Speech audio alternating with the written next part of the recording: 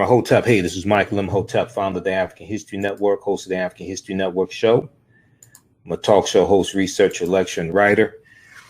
It is Sunday, July 28th, 2019, and we are live. Let's start this up here on Facebook. All right, so we should be live on Facebook right now. How's everybody doing? We should be broadcasting on our Facebook fan page, The African History Network, The African History Network. Hope everybody's doing well. It is Sunday, July 28th, 2019, and we are live. So this is and let's start this also. All right, so this is a special edition of the African History Network show. It's Sunday, July 28th, 2019. You know, normally on Sundays, we broadcast from the studios at 9:10 a.m. Superstation, WFDF in Detroit. But they're broadcasting Major League Baseball that is preempting my show. And since I don't know when the baseball game is going to end, I said I'll broadcast from home tonight. All right. So hope everybody's doing well. We have a lot to talk about. I was trying to start at 9 p.m. Eastern Standard Time, but it didn't work out like that. All right. So on tonight's show, on tonight's show, we'll talk about a few topics. Shortly, we're going to be joined by Michi X and Jice Johnson to discuss the Black Agenda Tour 2019 that is coming to Atlanta. We'll be in Atlanta Saturday, August 3rd, 2019. So we'll talk about that. But also, we know that Robert Mueller testified on July 24th, 2018. Okay. And that was, I think that was Wednesday, July 24th, 2018. You saw I shared the broadcast on our Facebook fan page, the African History Network. I posted numerous articles about that. Haven't had a chance to really talk about it. The testimony was very damaging to Donald Trump. We have some excerpts to share with you also. So it's been busy this past few weeks. Hold on, let me send this quick email here.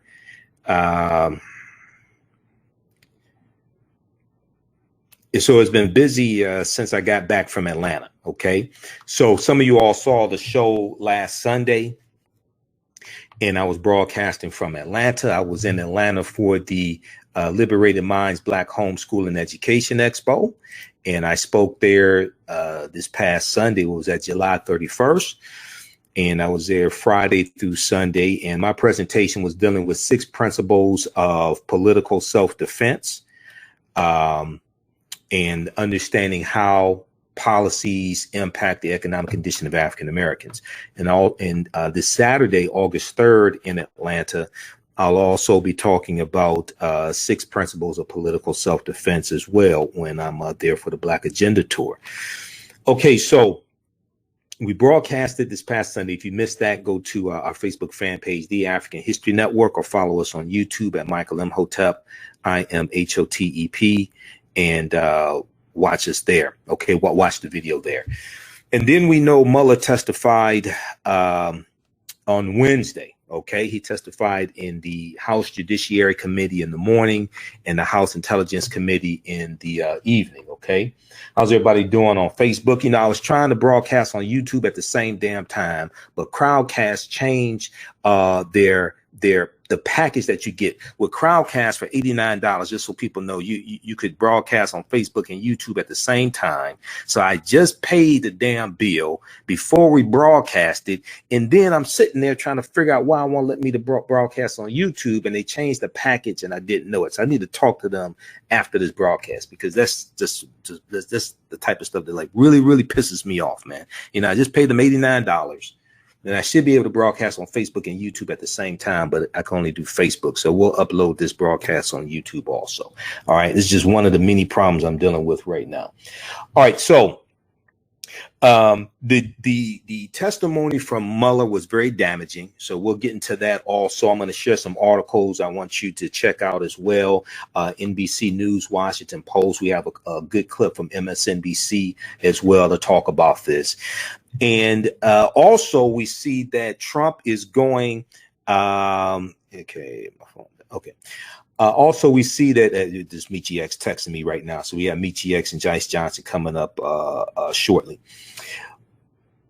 Trump is going after Representative Elijah Cummings, who's the chair of the House Oversight Committee. And Elijah Cummings is doing his damn job. Trump has lost his mind because Elijah Cummings has subpoenaed text messages from Jared Kushner, and if I remember correctly, also some other people as well, but it includes Jared Kushner, okay? And I think Ivanka Trump, but I know Jared Kushner.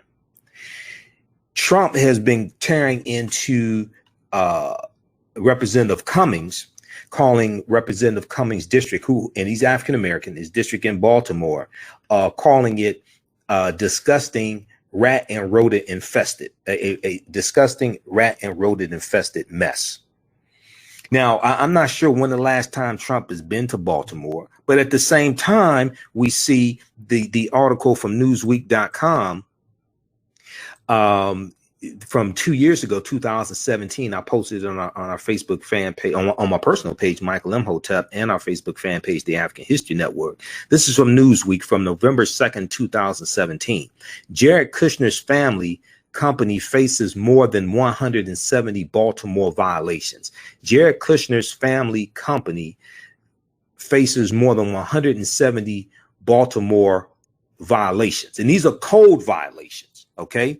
And what we see that Trump does, he always associates African Americans with poverty, being poor, living in horrible conditions, unless it's celebrities or handpicked African Americans he likes to surround himself with, okay, to make him seem less of a bigot or a white supremacist.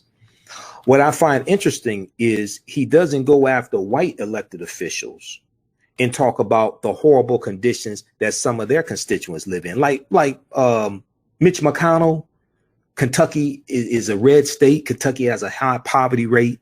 Or he didn't go after Jefferson Beauregard Sessions III, who was a U.S. senator to Alabama. Alabama has one of the highest poverty rates in the country. So we have to watch this, and we have to watch the words that are being used, because the same words that he uses when he talks about African American districts. Remember, he tried this stunt last year with John Lewis, Representative John Lewis. And Representative John Lewis, his district is a largely affluent African American district. But Trump just operates based upon these stereotypes, one of African Americans and of people of color in general, but one of African Americans. Two, the language that he uses is the same language that he uses when he talks about undocumented immigrants, unless it's the ones he's exploiting the labor of at his golf courses in New Jersey and New York. And then when he talked about then when he talked about immigrants, legal immigrants coming from African nations, Haiti and El Salvador, he referred to them as S-hole countries. So if you refer to those countries as S-hole countries, then what are you saying about the people coming from those countries? Okay, see, we have to understand we're dealing with a system of white supremacy and racism. And what happens is that you have some African Americans, and some of them mean well, but you have some African Americans who want to be the exceptional Negro in the system of white supremacy and racism. And what they're saying is, all that stuff over there don't have nothing to do with us. Well, let me explain something to you. Here's something I learned from studying the last 500 years of history. If you talk about banning Muslims on Monday and you demonize undocumented immigrants and Mexicans and call them rapists and murderers on Tuesday, if you turn a blind eye when you have Jewish synagogues shot up on Wednesday and you have their cemeteries desecrated on Wednesday, then Thursday, Friday, and Saturday, they're coming after black people. The same people who demonize Muslims and want to call them terrorists, but turn a blind eye when you have a rise in domestic terrorism documented by the FBI, a rise in hate groups, over 1,000, it's about 1,020 documented by the New York Times. The same people who demonize Muslims and want to ban Muslims, the same people who want to demonize quote unquote undocumented immigrants. And I mean, you know, we can have a conversation about undocumented and documented. We can have a conversation about who stole 2.3 billion acres of land. We can have a conversation about who violated over 371 peace treaties with Native Americans. We can have a conversation about who reallocated hundreds of millions of acres of land after you stole it. Well, I mean, we can have that conversation, but I really don't think you want to. We can have that conversation, but I really don't think you want to. But let's just set that aside for a minute. If we look at the and I haven't even done my opening, okay, because this show's a little different because I'm not in the studio. All right. If we look at the language that Trump uses, and you understand the system of white supremacy and racism, what Trump is trying to do is galvanize his base. And he's trying to win the 2020 election. Let's look quickly at this article from let's look at the article from the Washington Post. Washington Post had an article from today, and I got it pulled up on one laptop. Let's try to get it up on the other one. Trump campaign sees political advantage in a divisive appeal, working class white voters. Trump campaign sees political advantage in a divisive appeal to working class white voters. This is from July 27th, 2019. Okay, this is from this is from yesterday. Okay, all right. So, and I'll pull this up here, and we'll post this link here. This is what this is all about. This is about a distraction. But what people don't want to talk about is the fact that white people are also hurt by white supremacy. Let me explain to you what I mean by this. If we go back to 2006, well, let's go back to 1963. Dr. King wrote the letter from a Birmingham jail in Birmingham, Alabama, and he's in the jail. And he talks to the white prison guards who are locking him up. So this is during the civil rights movement, African Americans. This is during the Birmingham campaign in 1963. And African Americans are trying to break the back of segregation. And he asked the white security guards, how much are you making a year, a week, a month? And they tell him, he said, well, hell, you should be out with us marching. Because what he's trying to do is explain to them, wait a second, the conditions that we're fighting to break down, these conditions also oppress you, but you think that you're one of them, so you work to uphold this system that is also oppressing you. This is what he was trying to explain to them. If we look at Kentucky, because I talked about Mitch McConnell, Senator Mitch McConnell, right? Now Joe Scarborough on MSNBC called him Moscow Mitch. Because this past week, we just saw Mitch McConnell just blocked 2 bills to secure the 2020 election. Moscow Mitch. Now, this is after the U.S. Senate intelligence report came out that talked about and documented the Russian intervention into the 2020 election. This was a bipartisan report that came out, okay? And you've heard me talk about this. I warned y'all about all this, but people didn't want to listen. So if we go back to 2016, the elections that took place in 2016, thinkprogress.org has an article about this, and they talk about how in the state of Kentucky, Republicans took control of the state legislature in the state of Kentucky and took control of the House of Representatives also. Okay. I mean, took control of the state legislature and took control of the governorship as well. One of the first laws that they implemented in the state of Kentucky after they got control of the state legislature, the state House of Representatives, the state Senate, and the governorship, is they implemented right to work laws in Kentucky. Well, right to work laws systematically drive down wages across the board and also hurt white Republicans that voted for these Republicans that put them in office. It weakens unions. It weakens unions. It attacks collective bargaining, and it attacks the economic conditions of the very white people, many of them poor, who voted for the Republicans in the first place. This is one of the first bills that the Republican controlled government in the state of Kentucky implemented. And we see that right to work is funded, supported by the Koch brothers. And they use one of their nonprofit organizations. There's probably a number of nonprofits. The one that I specifically know about, because they were up here in Lansing, Michigan, the capital of Michigan, a few years ago, pushing right to work, is Americans for Prosperity.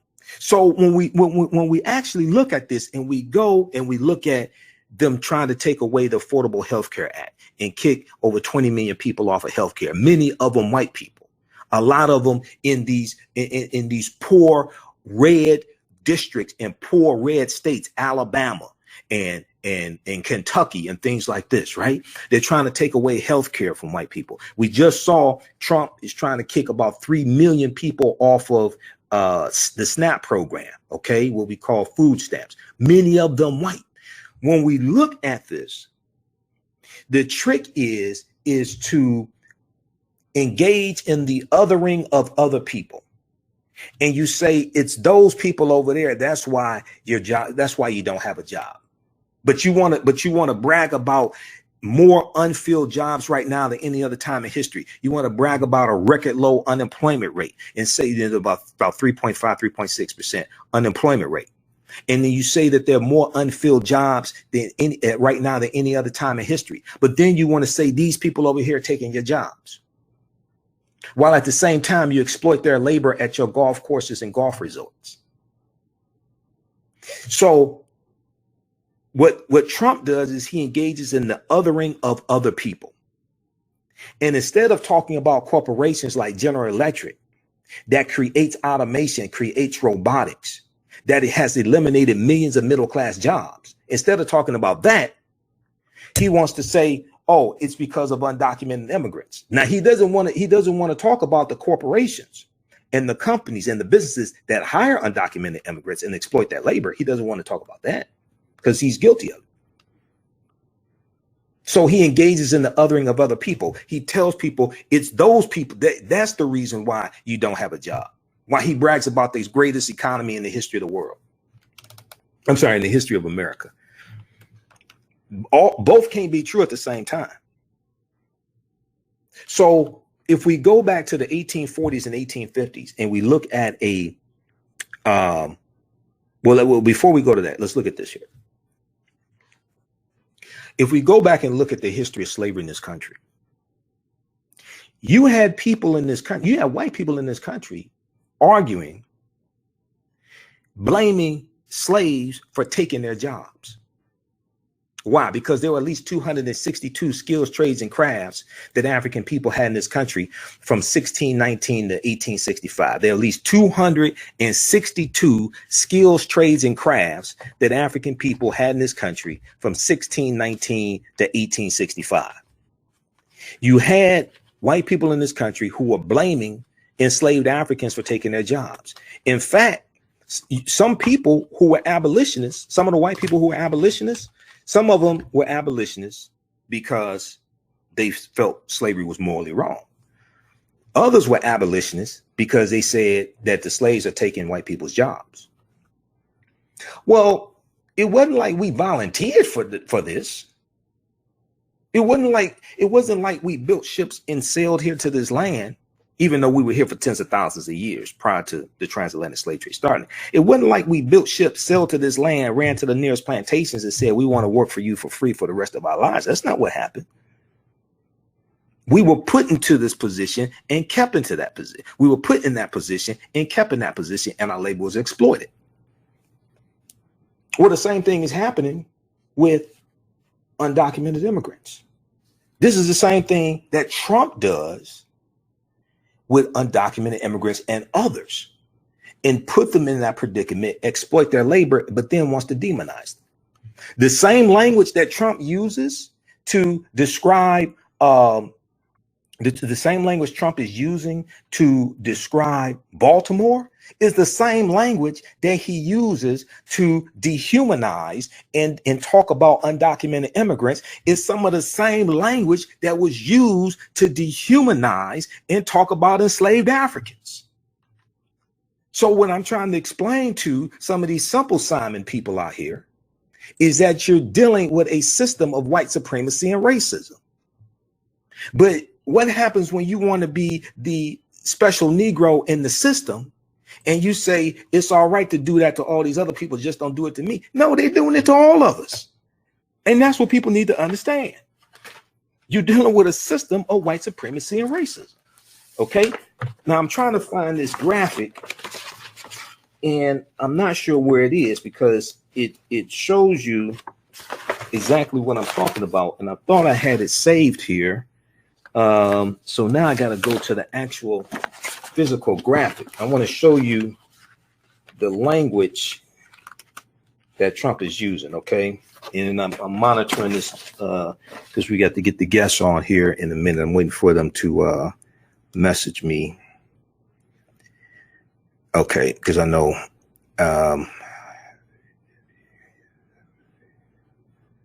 okay. Let me just I need to, because they're running into an issue here. Okay, I just need to let them know. Let me know when you're ready.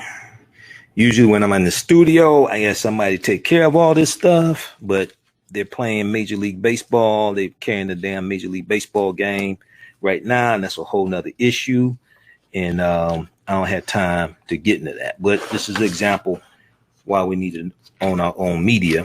But at least I can broadcast here on my own channels and do what we have to do. All right. Okay, so let me try to pull this up. I'm trying to find this damn graphic, and I know I have it saved here. I'm trying to see where it is, and it may be on the other laptop here. All right, but this is what we're dealing with. Okay, so what Trump is trying to do, if you look at the article from the Washington Post, all right, what Trump is trying to do is he's trying to galvanize uneducated white voters, especially rural white voters. He's trying to galvanize them. And these are some of the same people who his policies are going to hurt. But I remember not too long ago, during his 35-day government shutdown. During his 35-day government shutdown, I remember hearing a story about one of the workers or something like that who was laid off. And they said that Trump is hurting the wrong people. Trump is hurting the wrong people. My question to you would be, why would you want him to hurt people in the first place? This is the mentality. But this is what happens when you think that you are on the team and you really don't understand you're not really on the team. You just sitting on the bench. You may wear the uniform, but you're going to sit on the bench. You ain't going to play in the game. And this is the game that has been ran for the past couple of hundreds of years. When we actually look at this, if we actually break this down, in the 13 British colonies, the term white was not originally used in the 13 British colonies. If you read, I'm teaching my online course now on Wednesdays, Ancient Kemet, the Moors, and the Maafa, Understanding the Transatlantic Slave Trade, what they didn't teach you in school. We're going to get into this Wednesday. It's 8 p.m. Eastern Standard Time. We're going to get into this Wednesday. If you read Before the Mayflower by Lerone Bennett Jr., okay, chapter 2, Lerone Bennett Jr. talks about the names that African people had in this country when Europeans got here, okay? And that's on a page. So chapter 2 starts, this is the 6th edition. Chapter 2 starts on page 28, okay? And he talks about how we would call Moors, Black or Moors, Nagars, and Nagars, all right? Let me try to find that. Where the heck is that? Just a second. And I'm going to pull this graphic up because I found it. It was on the other laptop. I thought I transferred all this stuff over to the new laptop that I got back in December, but I guess I didn't. But I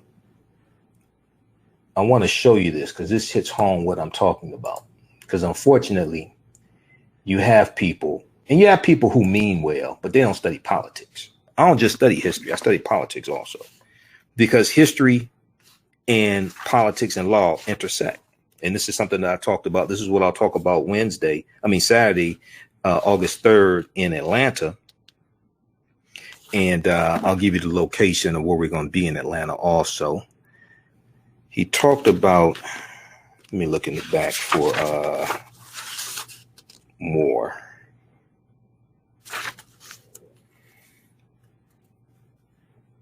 But Lerone Bennett Jr. made it clear. So when we look at the terms that African people had in this country, in the 13 colonies, before it's actually turned into the United States, the term white was not used by Europeans, okay, in the 13 colonies. They were called Englishmen.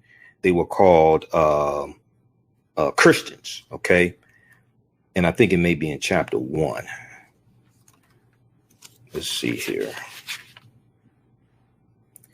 But what happens is, after Bacon's Rebellion in 1675 and 1676, in the colony of Virginia, it's going to be sometime after that, right around 1680, 1681, that the term white is going to be used. Okay. All right. It's going to be sometime after that the term white is going to be used. And with Bacon's Rebellion, Nathaniel Bacon, the colony of Virginia, what happens is that you have these European indentured servants who are going to unite with enslaved Africans. And they're going to unite with enslaved Africans to overthrow their common oppressors. They were being exploited by the same people, and they understood this. And what white supremacy does is it pits groups of oppressed people against each other to fight one another, to exploit them, so the 1% or the 10% can stay in power. This is what white supremacy does. So the term white is going to be introduced in the British colonies because it was not originally in the British colonies. And let me find this. I don't know where the hell this thing is. Just a second. Hold on. Because I know I have it bookmarked here. But this is important.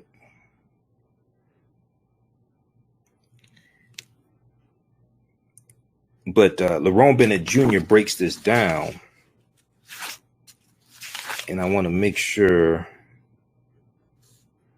that we get this, because unfortunately we don't understand history, and this is part of the problem. White people don't understand history. African Americans don't understand history, and this is part of the problem. So as long as we don't understand history, we can keep being fooled, and these games can keep being played on us, and people get away with it. All right, let me show you this here. And we'll bring on Jice Johnson in just a minute here. It looks like Michi X can't come on. She's trying to deal with something here.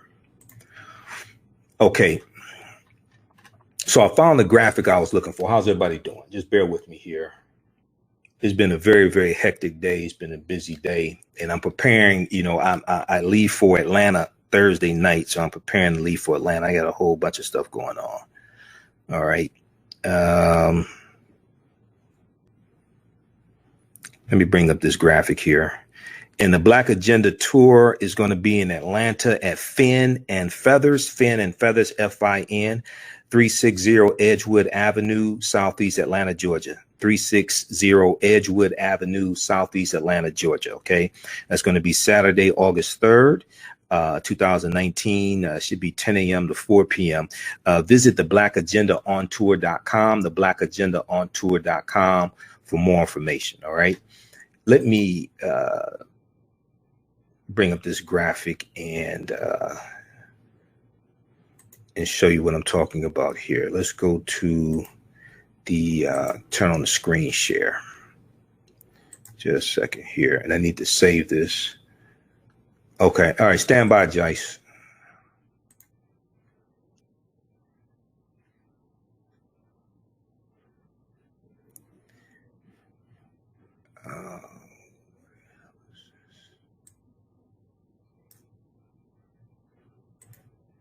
Hold on. Let's bring this up here.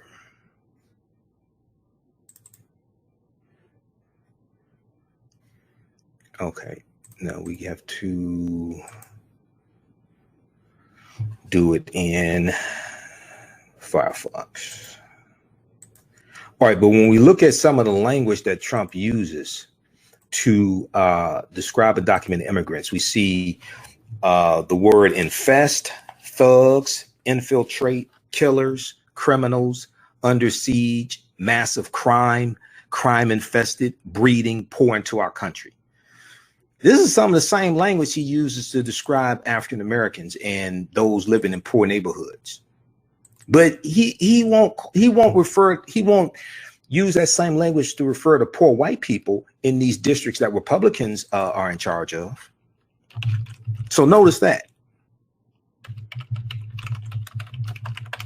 Let me show you this here. This is from a graphic from MSNBC when they were talking about some of the language Trump uses.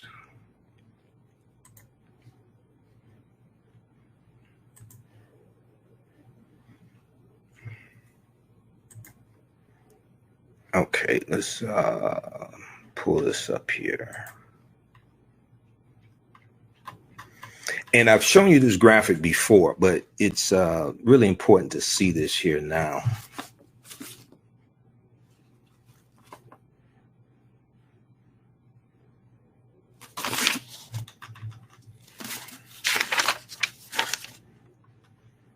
Okay, let's pull this up. We've got this here.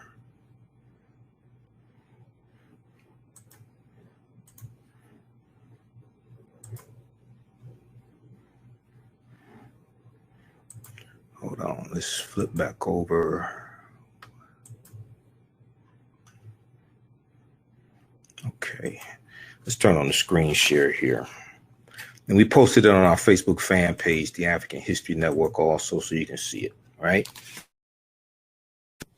Trump infest, thugs, infiltrate, killers, criminals, under siege, massive crime, crime infested, breeding, pour into our country.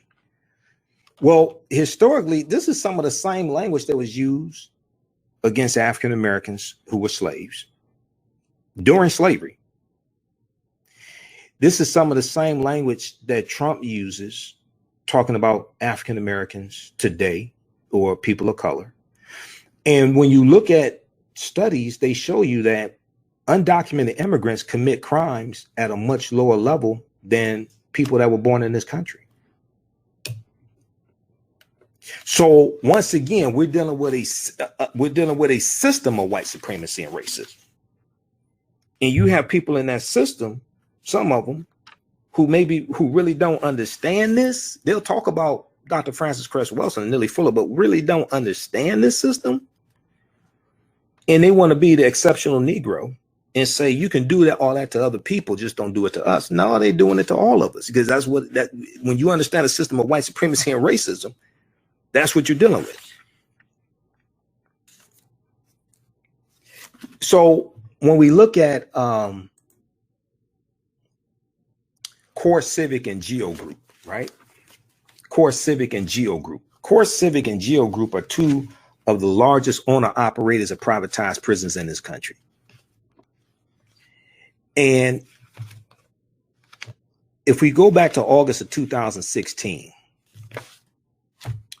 President Obama announced that the federal government was not going to renew contracts that they were not going to renew contracts that the federal government had with privatized prisons. Okay. When that was announced, the stock price of Core Civic and Geo Group took a huge hit, because these are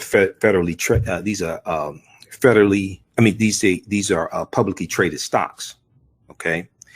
So when Trump comes into office, Trump reverses this policy from President Obama and renews contracts with privatized prisons. Well, what a lot of people don't know is that Core Civic and Geo Group donated almost $600,000 to Donald Trump's 2016 presidential campaign. Also, what a lot of people don't talk about, and Cory Booker won't talk about this, is that under the December 2015, the U.S. prison population dropped to its lowest point in 20 years under President Obama. There would be Obama-Biden, just for people who are not keeping up. It dropped from a peak of 2.3 million down to 1.53 million. Okay, that's December 2015. Newsweek.com has an article about this, and I went and read the report from the Department of Justice that came out December 2016, talking about how the U.S. prison population dropped to its lowest point in 20 years. That's under the black president, for those that are not keeping up. Nobody wants to tell you this, okay? But what happened was, because of the drop in the prison population, Core Civic and Geo Group were losing money. So in comes contracts to house migrants.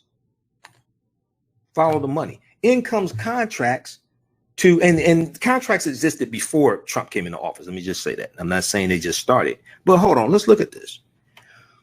Wall Street Journal, wallstreetjournal.com, WSJ.com. These are white people telling you this. Wall Street Journal is owned by Rupert Murdoch. Wall Street Journal is a conservative news outlet. They had an article from July 2nd, 2018. Trump's immigrant detention plans benefit private prison operators. Trump's immigrant detention plans benefit private prison operators. Core Civic, Geo Group, both Trump campaign contributors, have become more reliant on ICE revenue in recent years. Now, this ain't AtlantaBlackStar.com. This is not the Grill. This is white people telling you this. This is the Wall Street Journal. I'm going to post a link to the article here, because I know y'all saying, oh, you lying. No. The evidence is right there. See, we really don't understand the system of white supremacy and racism. So Tennessee-based Core Civic Inc.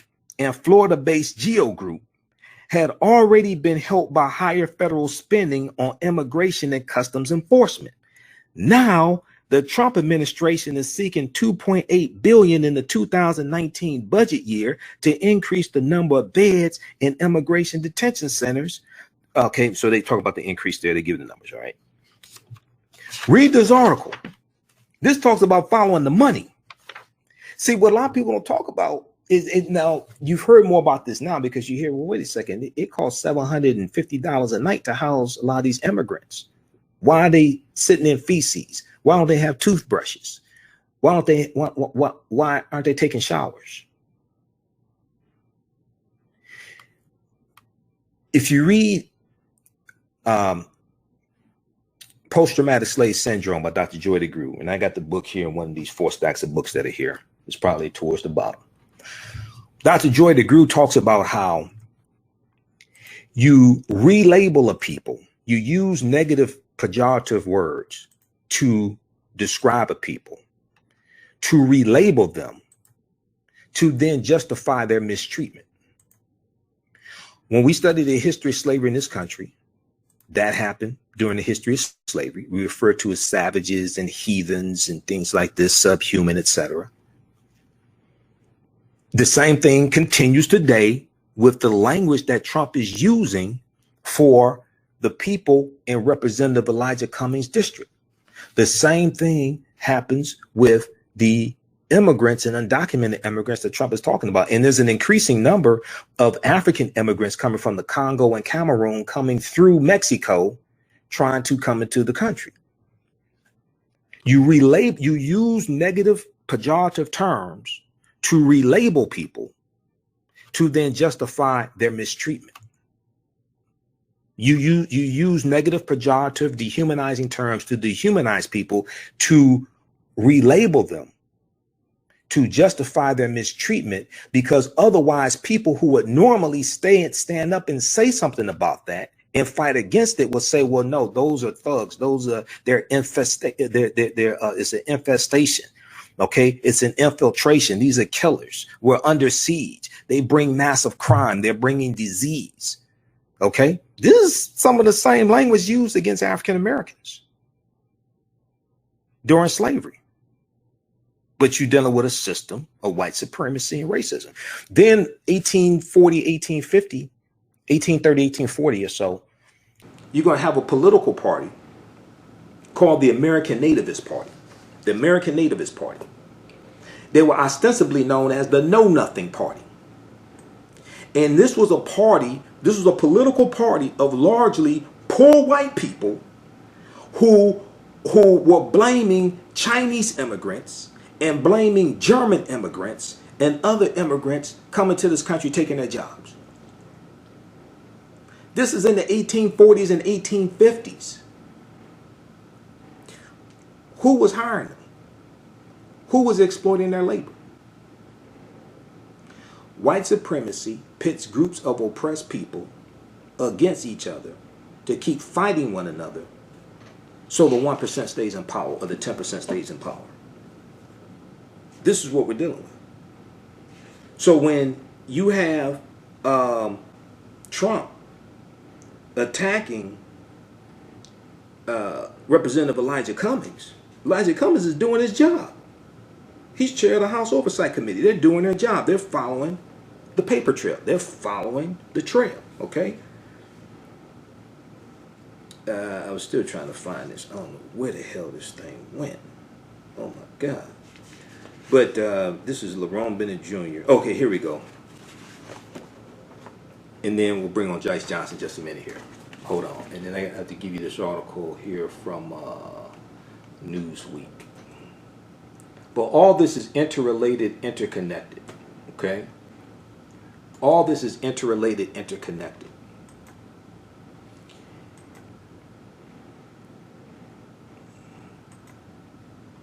All right, so let's look at this. Page 40. Before the Mayflower by Lerone Bennett Jr. All right? Is the screen share still on? Close. All right. Okay, page 40. Of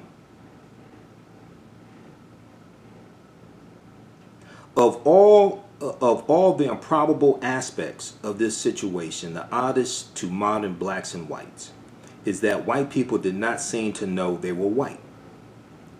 So he's talking about 1619 time. He's talking about when Europeans in the British colonies come to this land, 1607, 1619. Of all of the improbable aspects of this situation, the oddest to modern blacks and whites is that white people did not seem to know that they were white.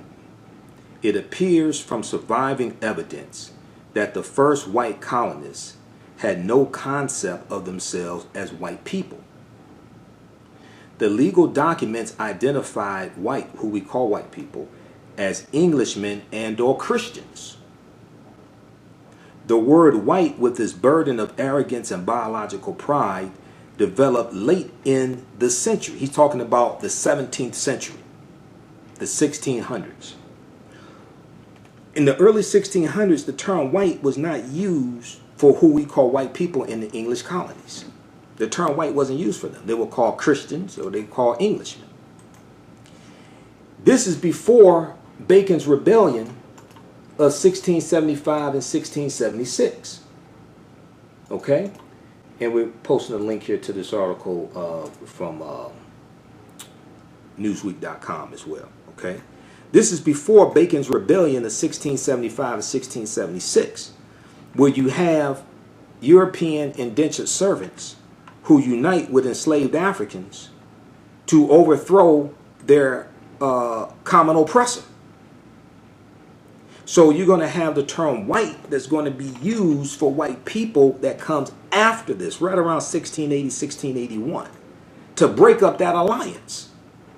Because the European indentured servants were just basically a step above enslaved Africans. Now, after their 5 to 7 years of indentured servitude, they're going to be compensated with land, the European indentured servants. And early on, enslaved Africans, early on, African people are going to enter into indentured servitude as well and be compensated with land.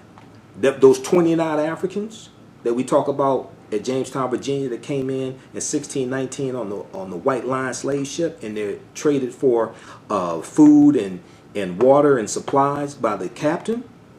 When they come in 1619, slave laws don't even exist in the 13 colonies. The first colony to have slave laws was Massachusetts in 1641. Slave laws don't even exist in 1619. They were put into indentured servitude as well. They were released after about 3 or 5 years, compensated with land. Not only does Lerone Bennett Jr. talk about this here in chapter 2 of Before the Mayflower, Dr. Claude Anderson has talked about this as well. Slave laws didn't even exist in the British colonies at that time. I'm not talking about the Spanish colonies. Spanish colonies are totally different. The Spanish got involved in transatlantic slave trade right after the Portuguese. Portuguese get involved right around 1440. So I'm talking about the British colonies that later become the United States of America. And then Virginia gets slave laws in 1661. Okay? So the legal documents identify this, page 40 of Before the Mayflower, 6th edition by Lerone Bennett Jr. The legal documents identify whites as Englishmen and or Christians. The word white, with its burden of arrogance and biological pride, developed late in the century as a direct result of slavery and the organized debasement of blacks. The same point can be made from the other side of the line. For a long time in colonial America, there was no legal name to focus white anxiety. The first blacks were called blackamoors, Moors, Negers, N-E-G-E-R-S, and Negars, N-E-G-A-R-S. The word negro, N-E-G-R-O, a Spanish and Portuguese term for black, did not come into general use in Virginia until the latter part of the century. They're talking about the latter part of the 17th century, which is the late 1600s. That's after Bacon's Rebellion of 1675 and 1676. So the whole way we think this stuff started is not even the way it started. This is why you've heard me say before, if we're ever going to get reparations, America needs a massive history lesson, because none of us understand history. White people don't understand history. African Americans don't understand history. Many of our teachers in schools don't understand the history. They've been miseducated. They can't properly teach the history. This is why you hear me talk about the study from the Southern Poverty Law Center, Teaching Hard History American Slavery. This one right here. Teaching Hard History American Slavery from the Southern Poverty Law Center. Everybody should download this. SPLcenter.org, SPLcenter.org. It's a 52-page study that thoroughly documents how the history of slavery has been incorrectly taught in schools all across the country, and it gives you numerous recommendations on how to more correctly teach the history of slavery. Okay? So when Trump talks about language, when not Trump, when Lerone Bennett Jr. talks about for a long time in colonial America there was no legal name to focus white anxiety, right? White anxiety. Well, when we go look at studies that talked about why many white people voted for Trump, they talked about cultural anxiety, and they talked about the fear of the browning of America. So this is what Trump is tapping into. And if we look at the article from Washington Post, it just came out yesterday. This is what Trump is tapping into to try to win again in 2020. And also he wants to avoid prosecution, because he knows if he loses in 2020, you got state legislatures like the Attorney General in New York, Letitia James, Queen Letitia, who's going to prosecute his ass. So there are numerous reasons why we need to make sure he's a one-term president. There are numerous reasons why he needs it. See, if anybody belongs in prison, it's Trump. If anybody belongs in prison, it's Trump. Trump campaign sees political advantage and a divisive appeal to working class white voters. Donald Trump launched another broadside Saturday on a Democratic political opponent, calling a prominent African American congressman, Baltimore's district, calling a prominent black congressman's Baltimore district a, quote, disgusting rat and rodent infested mess, and saying, quote, no human being would want to live there, end quote. Is he calling the people who live in Representative Cummings' district, is he calling them subhuman? Is that what he's doing? Is he calling them subhuman? Okay. Let's go back and look at, very quickly, and then we'll bring Jice on here. Let's go back and look at the language once again that Trump has used for undocumented immigrants. And some of these undocumented immigrants, by the way, are African people as well. I find it interesting how some of us want to engage in that's them over there, that's not us over here. That means you really don't understand history. So let's look at this. He referred to Congressman Representative Elijah Cummings' Baltimore district as disgusting rat and rodent infested mess. A disgusting rat and rodent infested mess. And said no human being would want to live there. Well, he refers to undocumented immigrants as, he says they infest, they're thugs, they infiltrate, killers, criminals, under siege, crime infested, breeding, pour into our country. When we look at the history of slavery in this country, you had African American women who were breeders. You had African American men who were studs. So when we look at this language that's being used, right, we see that the language is timeless. When we look at this language that's being used to dehumanize people, we see that this language is timeless. Then we look at the article from the New York Times, June 21st, 2018, a little more than a year ago, June 21st, 2018. The billion-dollar business of operating shelters for migrant children. The billion-dollar business of operating shelters for migrant children. And this talks about a nonprofit organization, Southwest Key Programs, that has won at least $955 million in federal contracts since 2015 to run shelters and provide other services to immigrant children in federal custody.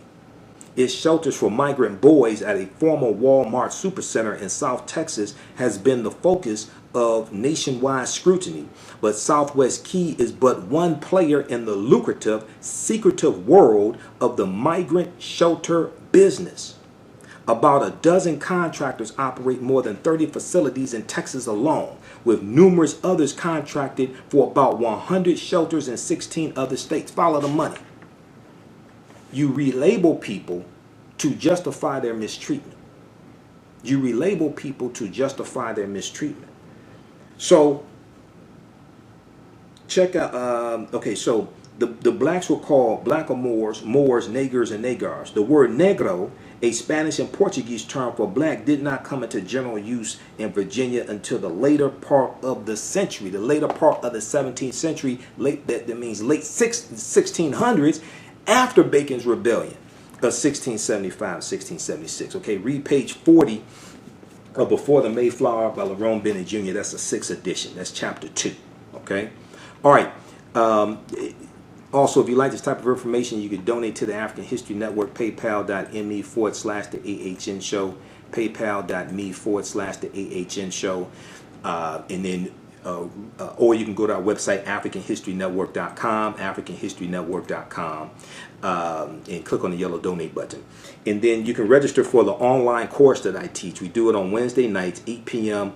to 10 p.m. Eastern Standard Time, the African History Network show, okay? 8 p.m. to 10 p.m. Eastern Standard Time. Let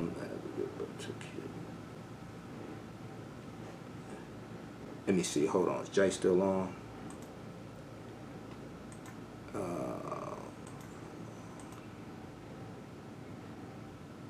Okay, 8 p.m. to 10 p.m. Eastern Standard Time. We do the ancient Kemet, the Moors, and the Maafa, understanding the transatlantic slave trade online class. Okay, so we'll post a link here. It's $80. It's an 8-week, 16-hour online course, and we do thousands of years of history. You can watch the class over and over again. Okay, or go to AfricanHistoryNetwork.com, AfricanHistoryNetwork.com, and you can register there as well. Okay, let me bring Jice on before she has to leave here.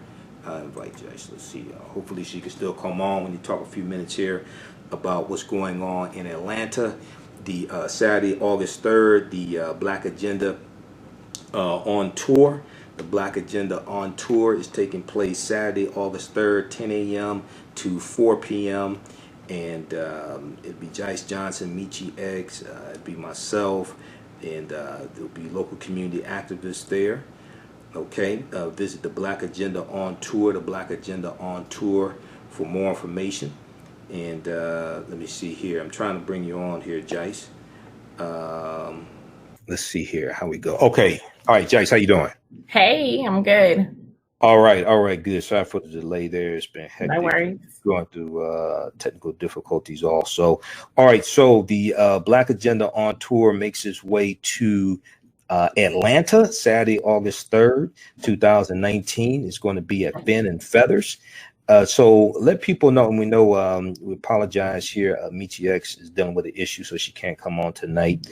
So let people know, what is the Black Agenda on tour exactly, and why should they be there at Fin and Feathers Saturday, August 3rd in Atlanta? Absolutely. If you're Black, you should be in the building in Atlanta. So with the Black Agenda on tour, this was a tour that we really set out to have a real conversation around Black unity, one that was not nuanced, one that really, dug into what it looks like for us to work together. Not that we always have to get along, not that we always have to, agree with each other on everything. We may not even like each other, but there are certain key areas that we have to come together in order to lift us all up. And you've been talking about, some of those things where, when we're looking at politics, just as one place, really understanding and digging into the policy, a lot of times, we don't really get what we need to be doing together as a community. And so that ends up hurting us. Right. And so we are also addressing 5 areas that were under attack and what that looks like in our everyday life. And so we're also going to talk about solutions. It's a very solutions-oriented conversation. Okay. So who are going to be some of the people who are going to be speaking and laying this information out? So yourself. Okay. Come and see you. So I will also be there. I am the founder and the CEO of the Black Business Initiative, which is an organization that helps Black-owned businesses start, grow, and scale. Of course, Michi X, and she really wanted to be on here tonight, and then she had something from a family issue come up that was very pressing, and so I'm here to represent us. But Michi X will be in the building, and so y'all don't want to miss her. She's a phenomenal speaker, and if you don't know her story, it's just it's a story that is unfortunately a very painful story, a very real story, but also in our community a very common story. And sometimes we don't feel those things until they're really, till they hit close to home. Right. but it's something that needs to be highlighted. But what I love about this woman is that she has decided to empower herself to go out and do something about some of the experiences and things that she's had. And so this tour is a part of that process as well. We do have Nietzsche from Atlanta, who will also be in the building. Who is that from Atlanta? A young lady named Nietzsche. Nietzsche. So, okay. Right. So we have Nietzsche with an M. We have Nietzsche with an M. An N, rather. Yeah. Okay, and then you're going to have Hashem Hakeem. You have and young activists. And young activists, right? So I'll deal with 6 principles of political self-defense, how the policies impact the economic condition of African Americans, and we'll tie history into that as well, because history and politics and law all intersects. Politics is the legal distribution of scarce wealth, power, and resources, and the writing of laws, statutes, ordinances, amendments, and treaties, their adoption, interpretation, and enforcement. So I'll deal with that as well. What do you want people to be able to? Now there'll be vendors there as well, right? Yes, there will be. We have a black market that runs at all of our conferences, and so you will be able to come out and circulate those dollars in the Black community. Absolutely. Okay, so people can visit the blackagendaontour.com, the blackagendaontour.com. Absolutely. You can also text Black Agenda. I'm sorry, you can also text Black Agenda to 484848 to stay up to date with the tour and other things that are going on inside of that.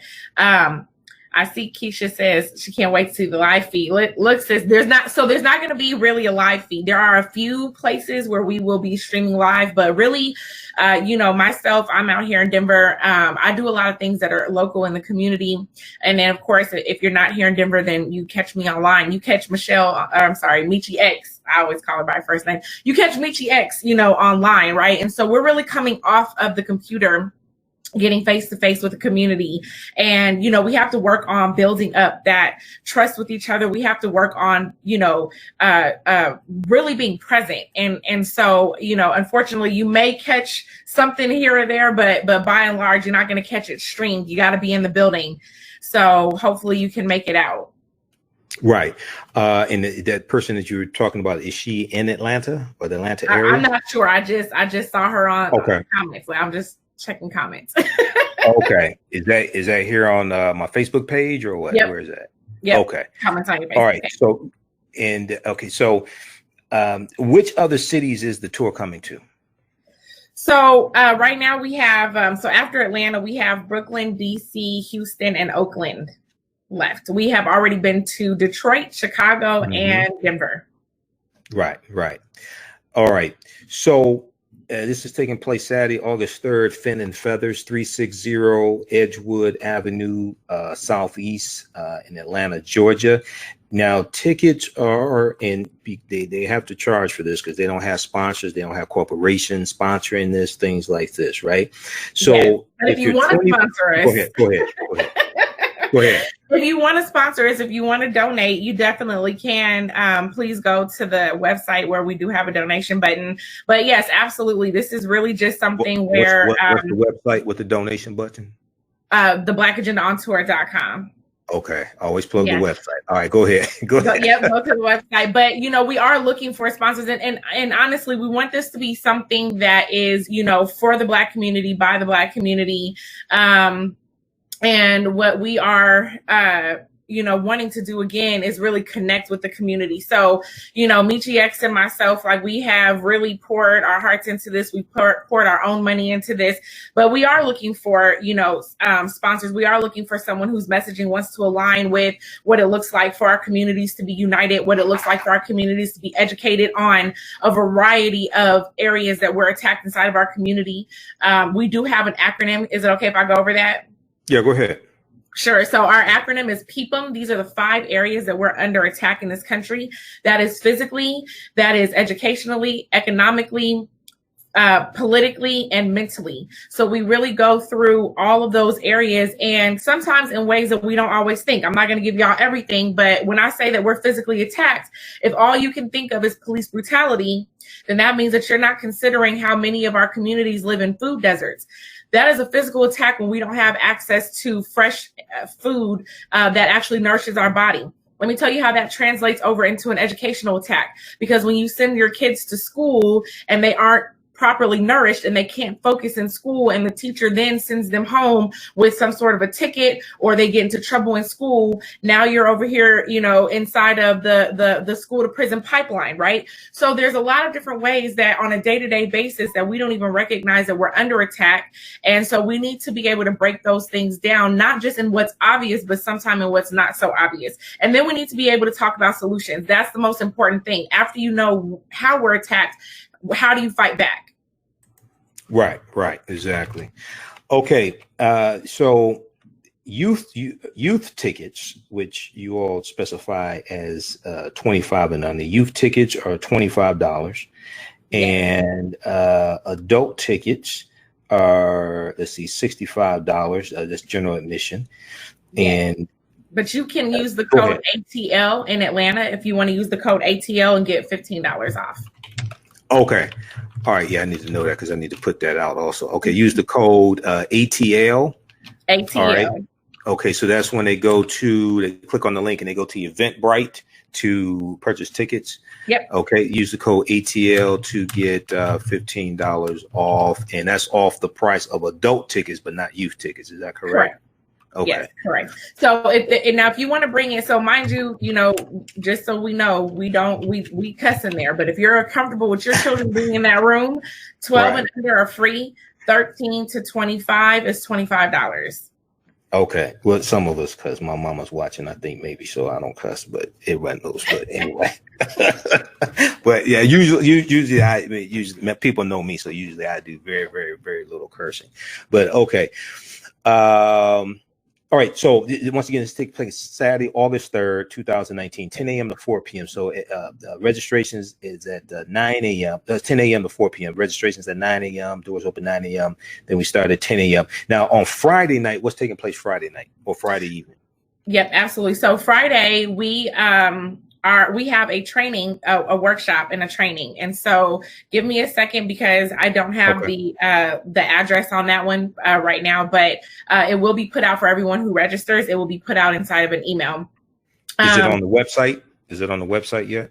It's not up yet. Oh, okay. So and we'll be putting that information out. But on Friday, we're working with local organizations on the ground. So if you are a member of an organization, the head of an organization that serves the Black community, then we want you to come out. And as a part of this, we are talking with organizations all across the country so that we can begin to create a consensus and virtually so we can create, you know, a code as to how we should conduct ourselves as organizations that are here to serve our community.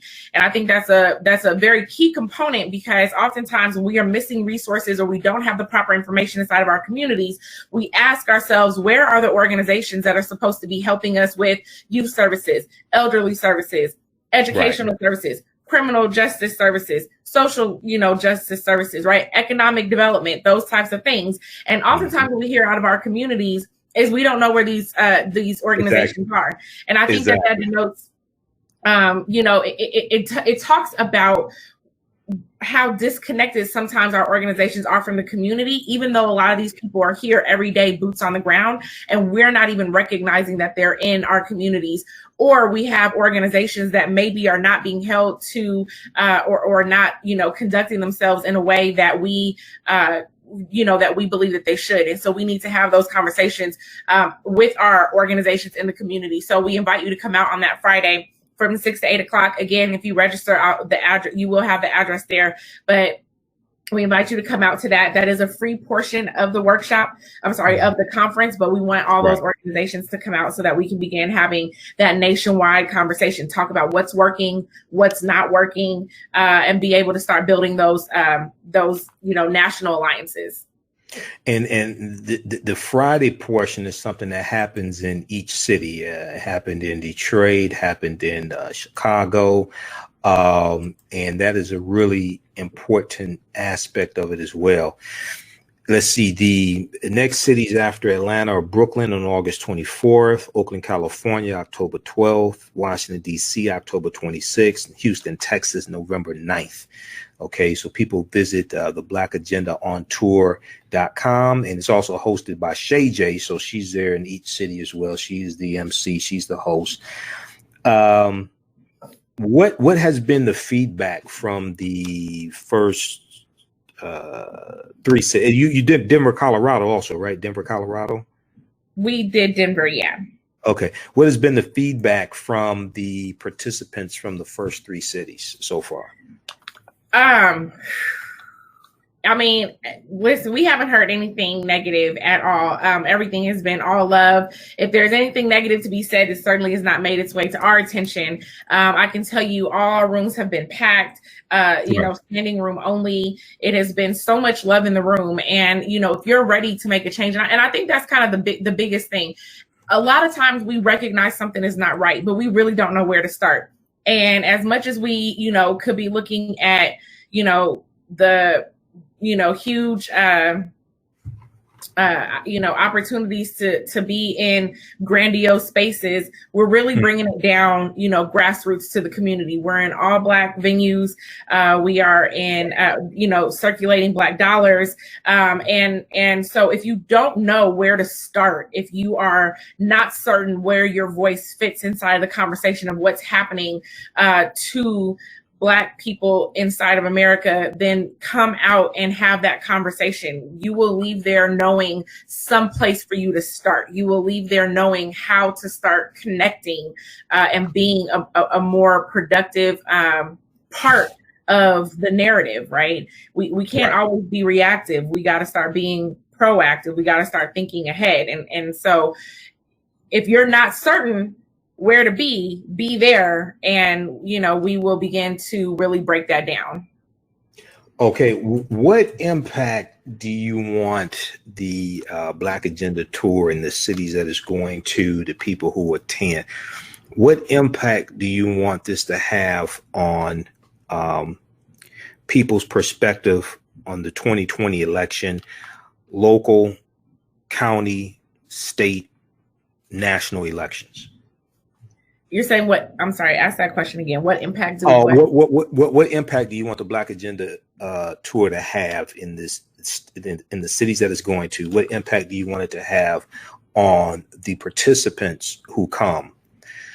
How do you want it to impact their perspective of the 2020 election, local elections, county, state, national elections?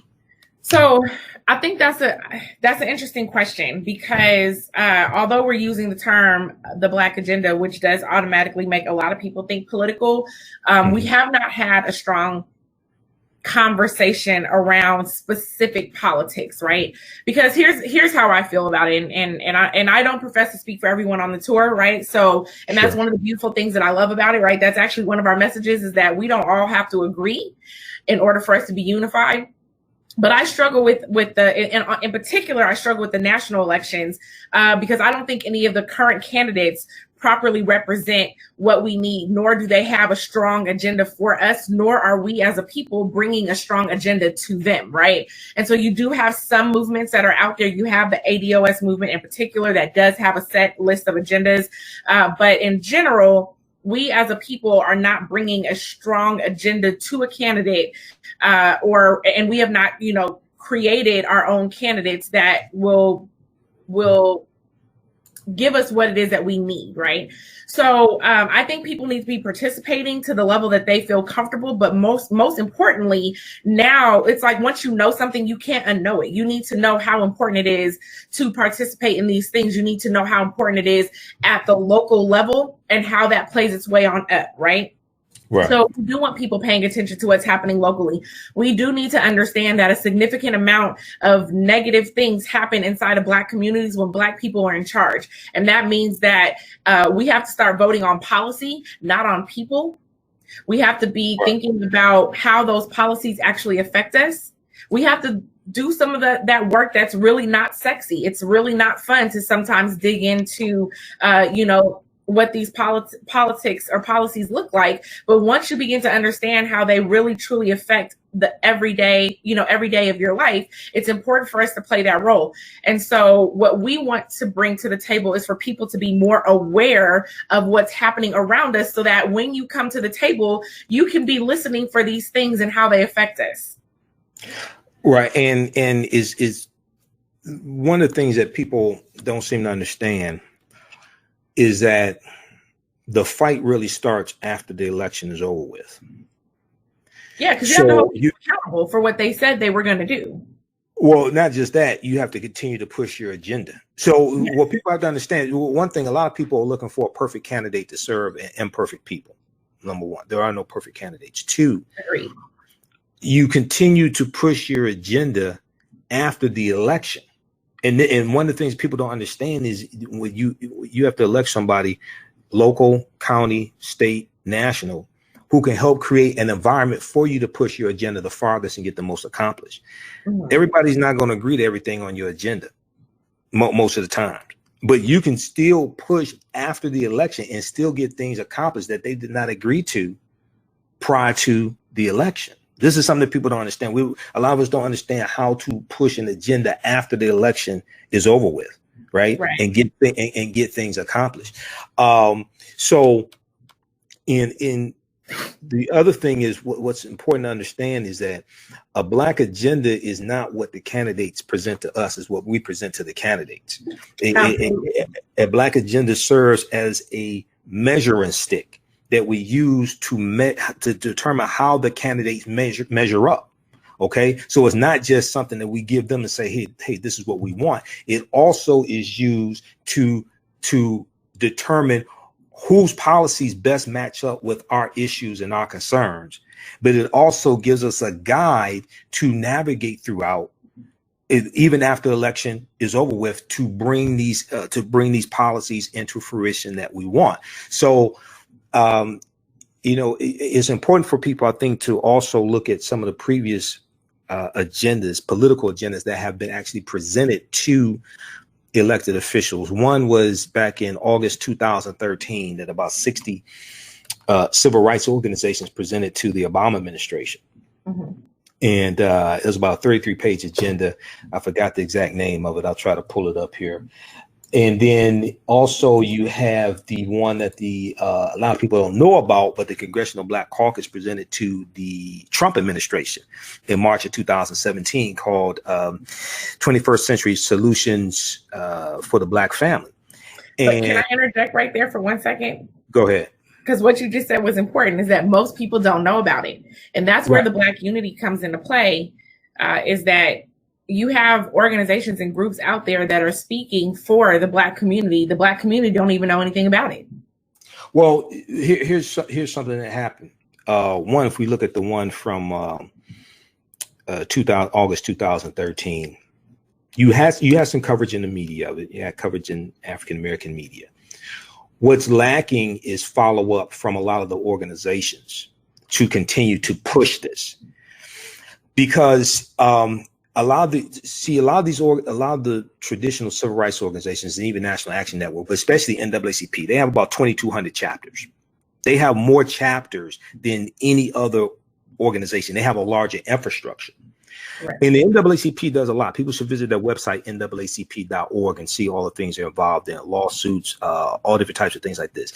But what happened with that, from the agenda that was pushed in 2013, there was not a lot of follow-up to really push this to the grassroots, to continue to push the agenda after it was presented to the Obama administration. Now, there were meetings that took place. There was some media coverage, but not a lot. But today, a lot of people don't even remember that took place. There was even less follow-up with the 125-page agenda the Congressional Black Caucus presented. And this excellent. I got it here. I think it's in my backpack. It's called We Have a Lot to Lose, 21st Century Solutions for the Black Family. And with that, they don't have chapters. See, CBC doesn't have chapters. They don't have that type of infrastructure that a lot of the civil rights organizations has. So there was even though there was media coverage, Roland Martin was there, He covered it on News One Now. There was media coverage. Because you don't have the chapters to push this at the grassroots level, a lot of people don't even know it existed. And what it did, everybody should read it, because as I talked about it here on local radio and national radio when it first came out, I said there's information in there that every African-American organization can use to take information to create a very powerful Black agenda for their organizations to push at a local, county, state, and national level. And very quickly, on page 8, what they did was they laid out history that's happened to African Americans in this country, from slavery through Reconstruction, Civil War, World War II, Great Migration, Civil Rights Movement, all this stuff to put us in this predicament. Then they laid out different categories. We're talking about voting rights, we're talking about economics, we're talking about education, healthcare. Then they laid out all this legislation to address the problems that they're talking about. So they showed a relationship between history, policies and laws and conditions. Okay. So, but what happens is a lot of people don't even know this exists because they lack infrastructure. They don't have chapters like organizations to be able to push this to the grassroots level. People can go to cbc.house.gov, which is the Congressional Black Caucus website. And you can download the 125-page agenda, okay? And house.gov is the official website of the House of Representatives. So basically anything you want to know about the House of Representatives, including history, you can go to house.gov and find out. Your member of the U.S. House of Representatives has a page there. You can find out policies that they've written, policies they've endorsed, things like that. You can also go to govtrack.us, GovTrack, govtrack.us, and you can look at policies that have been introduced in the House of Representatives and the Senate, who introduced them, what it's about, whether it passed or not, things like this. You keep track of that there. Go ahead, Jice. Yeah, so I want to just touch on a couple of things. So first of all, people don't trust, the Black community at large doesn't trust the NAACP. Right. So, well, a lot of us really haven't studied the history of the NAACP and don't really look at the work that local chapters do. OK, which is valid. But regardless of why that trust doesn't exist, the trust doesn't exist. So when we talk about the NAACP in particular for the, I don't know, maybe like late Gen Xers on down, right, especially in millennials and then down, the NAACP is fairly irrelevant in most people's minds, right? So I'm not saying that it actually is, but I'm saying that it certainly hasn't done a great job of pushing or promoting their messaging, or, you know, making sure that their impact or their relevance is really known. And so I think that once that trust is really lost, you know, that's one area that's right there. And so that hurts when it comes to reaching out, you know, grassroots level. You know, you may have a chapter here or there that is really doing, you know, some great work, but as a whole, you know, oftentimes we're not seeing what work it is that they're doing on a national level, and it doesn't necessarily always feel cohesive either, right? So it can feel very segmented. If you you know, think about a great chapter over here, and you know, you can think about a lot of I was about to say a word, like I'm trying to police my own language, but you know, you think about some crappy chapters, you know, so, you know, in other places, right? So, you know, I think that those types of things are important. And going back to what you said about not having that grassroots reach, you know, that is, you know, a lot of the work that we're doing. This is really, you know, the Black agenda is really just literally at phase 1, you know, level 1, we're just getting started, right? But we're getting started with the idea that we have to be able to touch our people at the grassroots level, and that it's important for our organizations to be dialed in, because when there is something that comes down the pipe, when there is something that we need to be participating in, or that we need to follow through on, or that we need to push, you know, we really have to utilize those organizations that are boots on the ground and get the word out to our people on a local level, right? So I think that that's really important. And when we look at some of these organizations, a lot of times they play gatekeeper status if you're not inside of the club. And so we got to be, you know, really move away from, you know, if you're not a part of the NAACP, and I don't want to just jump on the NAACP. I'm literally only using them as an example because, you know, we're just talking about them, right? But if you're not a part of the NAACP, a lot of times you don't get the information from the NAACP, right? If you're not a part of some of these bigger organizations that have these larger platforms, then you don't get, that type of information. And they're not, I will say this, from my experience, they're not great at really reaching out to other smaller local organizations that may have a stronger reach and a stronger tie into the community. And I think that one of the gaps that we really never talk about is the trust gap. We don't just not trust, white America at large. We don't trust Black folks. Black folks don't trust Black folks. And so we really have to, and I think that's why it's really important for us to, as I mentioned earlier, come off the screen, right? How do you know me? I'm a homeschooling mother of 3. I run a homeschool co-op. I run a business. I do real estate, right? It's all great and fancy if I'm talking to you here, but what difference does that make when I come off the screen and I've now come to Chicago, I've come to Detroit, I've come to Atlanta, I've come to Houston, I go back home to Oakland, and we're here face to face. And now you really get to know me, because then when I say, hey guys, it's time for us to move and do something, well, I'm a real person. You have some sense of my demeanor. You have some level of connection, with me. And now when it's time to move, we're ready to move. And I think that trust part and really making those connections, especially in an online world, gets overlooked oftentimes. And we've talked about this before, but I want to highlight some of the things of what made, just as one example, what made the Montgomery bus boycott so effective with Rosa Parks when there had been many people who had been arrested. Rosa Parks wasn't the first, she wasn't the last. Rosa Parks was connected to the community. So when they put out the word that she had been arrested, what made that movement move so quickly and be so powerful is because she had friends everywhere. She was a part of so many different organizations. She was boots on the ground, and people knew her and they trusted her, and they were willing to put something out on the line for her, right? If you don't know me, all I am is a person who talks to you over YouTube. How are you ever going to be willing to put something out on the line for me? How am I ever going to be willing to put out something on the line for you?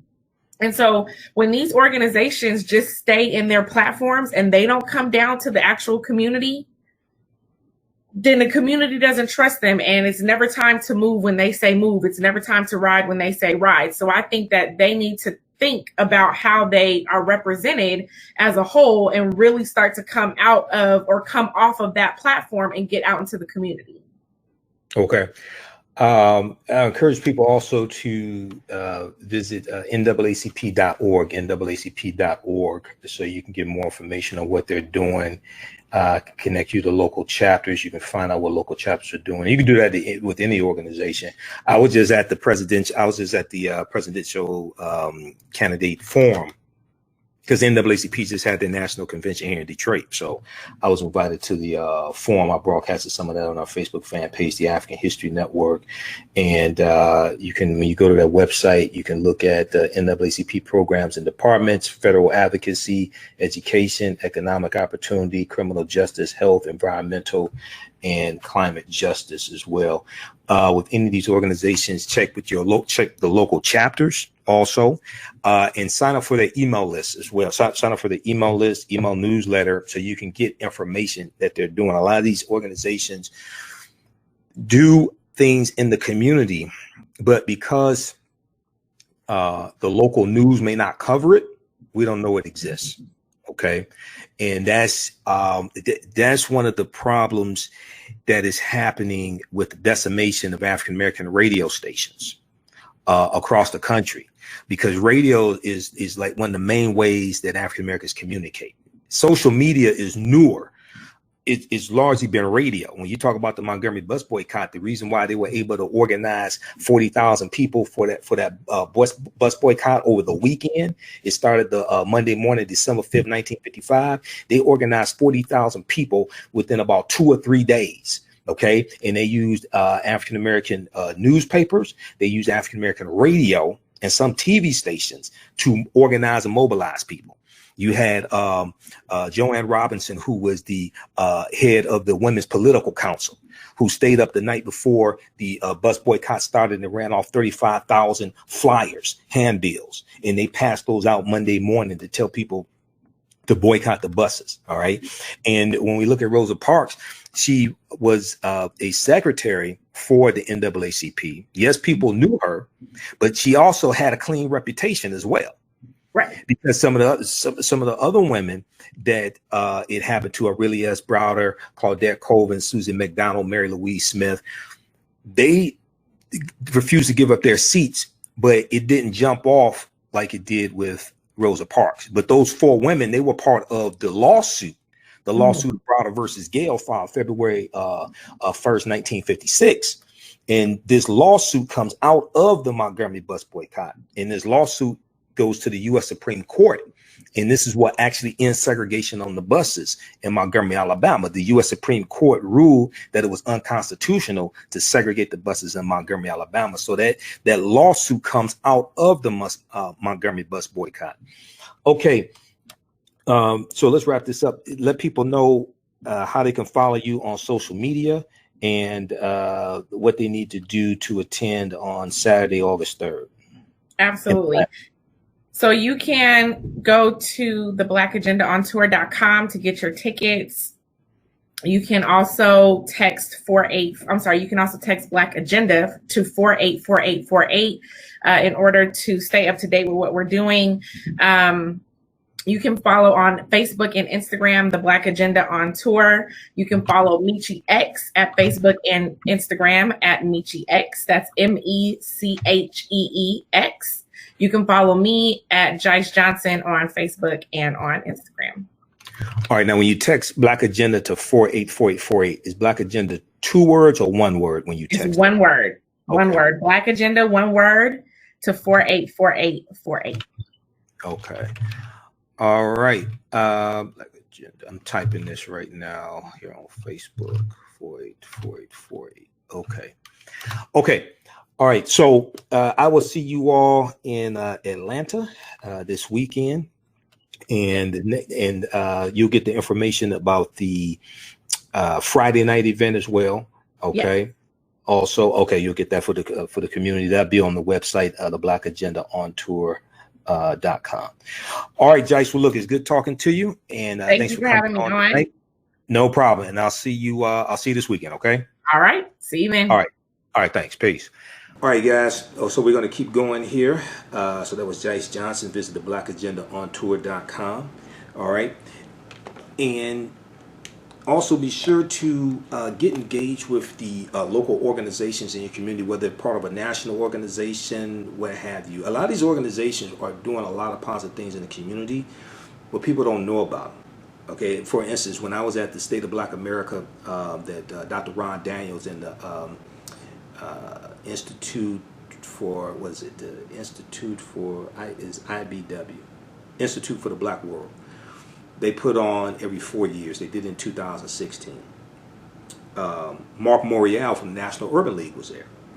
Mark Morial's talking about all the stuff the National Urban League is doing. And some things I know about because I see him on MSNBC, and I would see interviews that Roland Martin did with him. But he talked about how they have an entrepreneurship program, and they've trained 10,000 people over a certain number of years through their entrepreneurship program. Right now, when you go to that website for the National Urban League, they talk about it. But he was breaking down things that the National Urban League was doing. You know, some things I was familiar with, other things I was not familiar with. Okay, so and this goes for like any organization. A lot of times there are a lot of good organizations in the community doing a lot of good work. There can be a national organization. It can be an organization with just one chapter. It's just local. But a lot of times we don't know about the work that they're doing in the community. And usually, you know, when I hear people say nobody's doing anything about this, nobody's doing anything about that, usually somebody is, you're just not one of them. Okay? All right. But also, part of this has to do with, and we're really at a deficit, even though it's good that Roland Martin has Roland Martin Unfiltered. We share that broadcast Monday through Friday.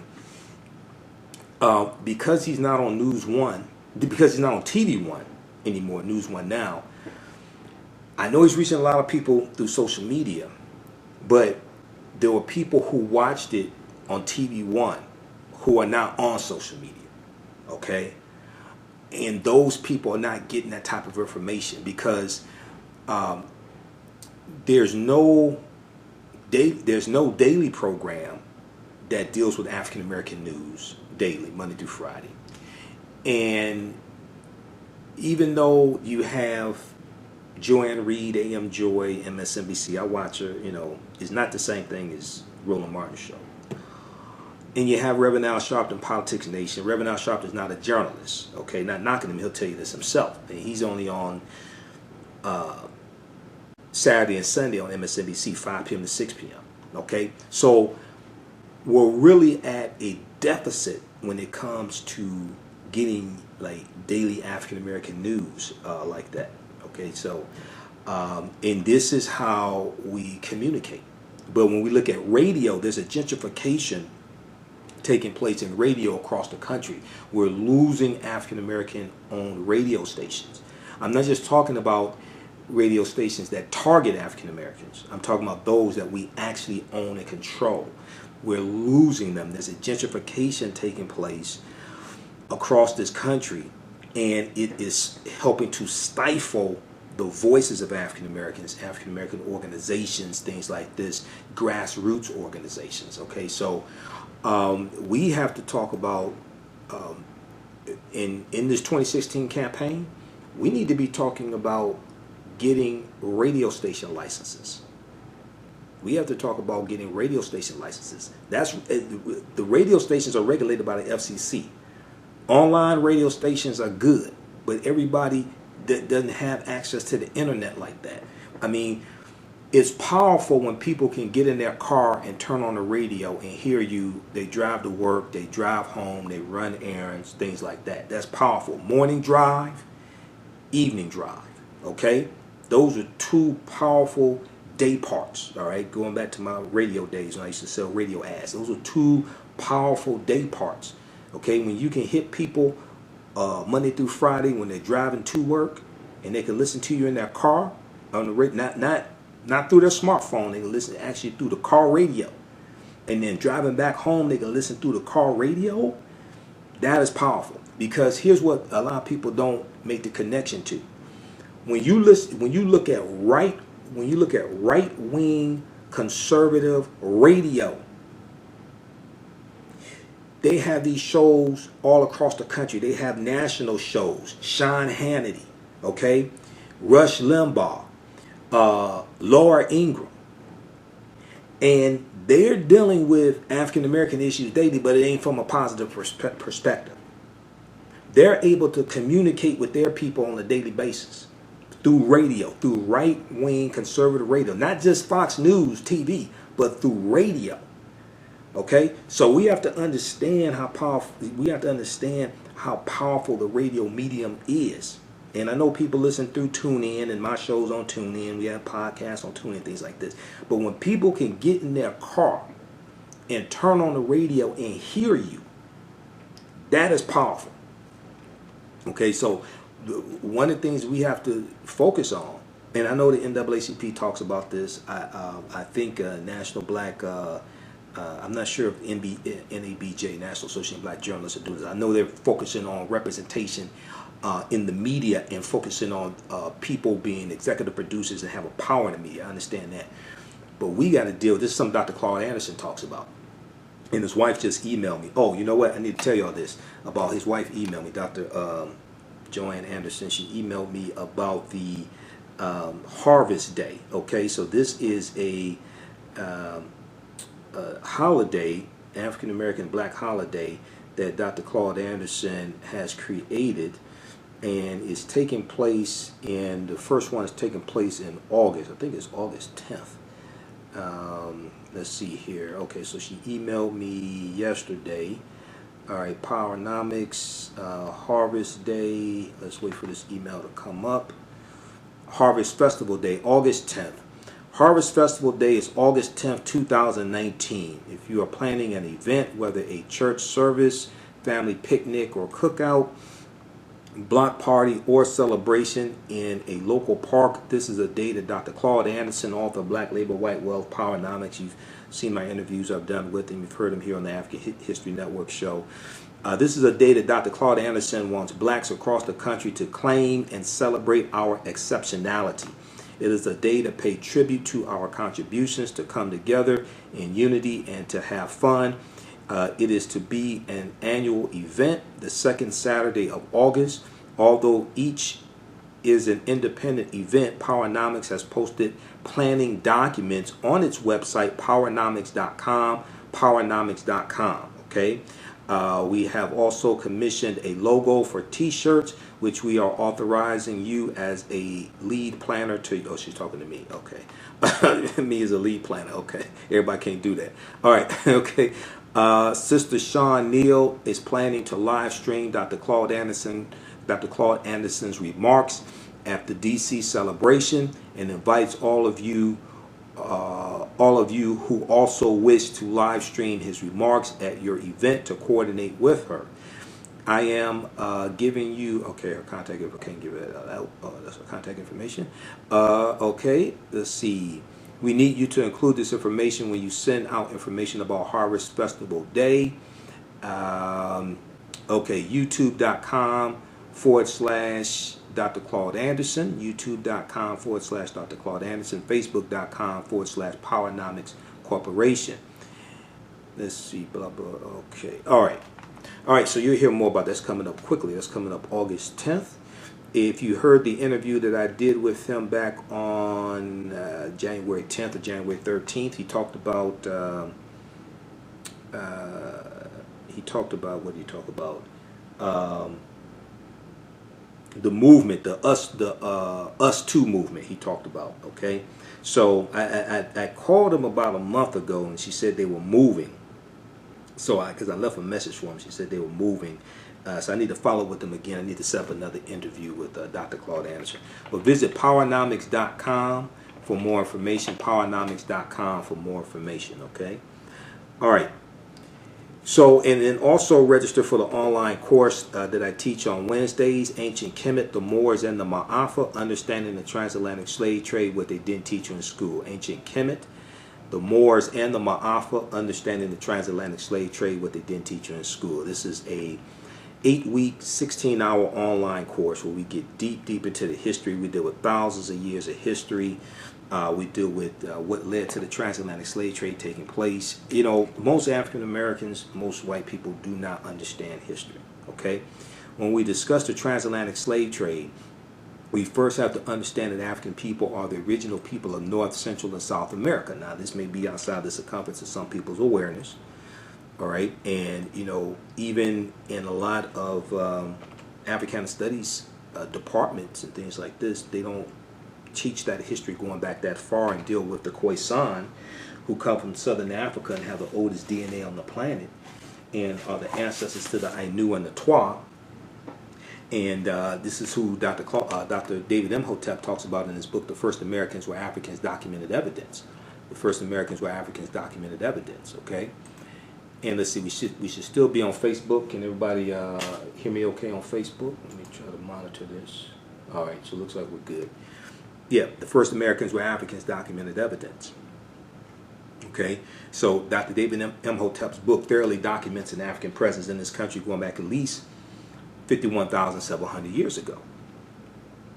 So when we look at this history, we see that African people are the original people of North, Central, and South America, and we've been in this land at least 51,700 years ago. We can't start studying our history in slavery. Even when we study the transatlantic slave trade, which is important to study, we can't start in 1619 or even in the 1440s when the Portuguese get involved. We have to understand the history chronologically and deal with the 800-year occupation of the Africans known as the Moors, who enter into the Iberian Peninsula, today known as Spain and Portugal, from North Africa, and they go in 711 AD.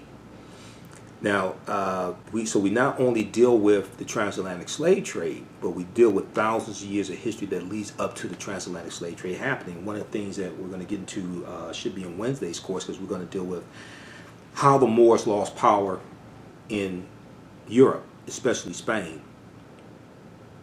But we deal with how that leads to the transatlantic slave trade evolving.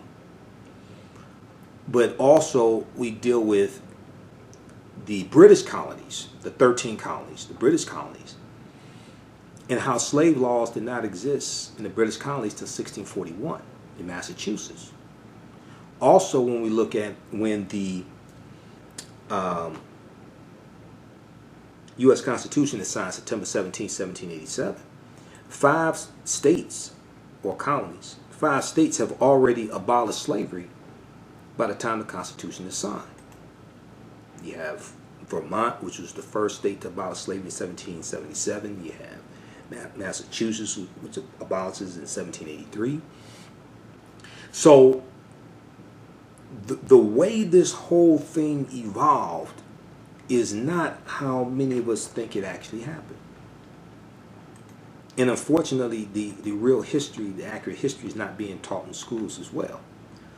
So then what happens is that children who are miseducated grow up to be adults who are miseducated. Adults who are miseducated grow up to have children who are miseducated. And the cycle continues. And these people vote for politicians who are miseducated, who then put policies in place that are harmful to African Americans because our issues and our history are not understood. They're not understood by African Americans, they're not understood by white people either, for the most part. For the most part. Even a lot of people fighting for reparations, a lot of them don't understand our history. This is why when I was speaking last Sunday in Atlanta, and we'll have that full presentation on DVD, and I'll have it this coming Sunday when I'm back in Atlanta at the Black Agenda Tour, 6 Principles of Political Self-Defense. I have a full presentation on DVD. A lot of these arguments for reparations that people are making are not legal arguments. I mean, they sound good on YouTube and in documentaries, but they're not legal arguments. So when people talk about 40 acres and a mule and we never got our 40 acres and a mule, well, 40 acres and a mule, when you actually study the history of it, it was not saying there was compensation for working for free. It was saying that because these enslaved Africans are going to be free, what do they need to sustain themselves? Because 40 acres and a mule didn't apply to all former slaves. There were 4 million enslaved Africans that were freed at the end of the Civil War, or with 13th Amendment and the end of the Civil War. 40 acres and a mule only applied to 40,000 slaves, former slaves. And that only applied to coastal land in South Carolina, Georgia, and Florida. That just applied to coastal land in South Carolina, Georgia, and Florida. That didn't apply to all the land in the South. That didn't apply to all the 4 million former slaves. And one of the things I talked about, and most people didn't know this, is that Article 1, Section 9 of the U.S. Constitution, the first paragraph, lays the foundation for the Fugitive Slave Law of 1793 and the Fugitive Slave Law of 1850. I'm sorry, that's Article 4, Section 2 lays the foundation for the Fugitive Slave Law. Article 1, Section 9 lays the foundation for the transatlantic slave trade to be outlawed January 1st, 1808, the importation of Africans as slaves. That lays the foundation for it to be outlawed January 1st, 1808, because that bill passed Congress March 2nd, 1807, to outlaw the importation of Africans as slaves. This is before the Civil War's fought. Now what's going to happen is it didn't outlaw slavery, meaning the sale, the auctioning off of enslaved Africans, keeping them captive, exploiting that labor. This outlawed the importation of Africans as slaves, because this is something that's debated at the Philadelphia Convention in 1787. Like I said, 5 states had already outlawed slavery. You had some abolitionists who were pushing for slavery to end, and they're trying to determine, well, are we going to keep slavery? We're going to abolish it? What's going to happen? So they decided to wait 20 years to abolish the importation of Africans as slaves. That bill was passed March 2nd, 1807 by the U.S. Congress. History.com has an article. We may talk about it this Wednesday or the following Wednesday in class. And Article 1, Section 9 of the U.S. Constitution basically says, I'm paraphrasing, it basically says that, well, actually I can tell you exactly what it says because I have the Constitution right here. Let's go to Article 1, Section 9. Now, a lot of people know Article 1, Section 9 because of the Emoluments Clause, but they don't know this is in it dealing with slavery as well. The migration or importation of such persons as any of the states now existing shall think proper to admit shall not be prohibited by the Congress prior to the year 1808. But a tax or duty may be imposed on such importation, not exceeding $10 for each person. Okay, so what this is referring to is the outlawing of the transatlantic slave trade. Because of that clause in Article 1, Section 9, the bill is drawn up and passes Congress March 2nd, 1807. The earliest it could go into effect is January 1st, 1808. What's going to happen is that Europeans are going to keep bringing Africans into this country, and it's illegal. It's illegal because they're violating their own laws. You had abolitionist ships that were out on the ocean watching for slave ships coming in because it was illegal. When you have the Amistad ship which was a Spanish ship, the Amistad of 1839, those Africans, Joseph St. Q and the rest, they go to court and they're able to win their freedom because when that ship came in, it was illegal. When you have the Clotilda slave ship that comes in June or July of 1860, the year before the Civil War fought, comes into Alabama, that was illegal. And those when you study the story of the Clotilda, those Africans on that ship, they had them waiting in the swamp or the water or something like that. They had them waiting for a few days because when they came in, it was illegal for that ship to come in. They had to do it surreptitiously. So what happened was Europeans violated their own laws, and you had some white men who were prosecuted. Back in 2017, I did a two-part interview with Dr. Jahi Issa and Brother Reggie Marbury. Now, a lot of this I already knew before I did the interview, before I read their article, but they wrote an article for blackagendareport.com dealing with how reparations is dead, and here is how to revive it or something like that. Okay, let me pull up that article. You've heard me talk about it before, but this is understanding history. And this is understanding legal arguments for reparations. Reparations is dead. Authors seek to spark public discussion of new legal strategy. Okay, this is why I ask people, this may go outside the circumference of some people's awareness, but I'm sure this ain't the first thing I said tonight that goes outside the circumference of some people's awareness. We'll post a link here to the article right here. When you study the history of slavery in this country, for those who've actually studied the history of slavery in this country, where did you read that slaves were supposed to be paid?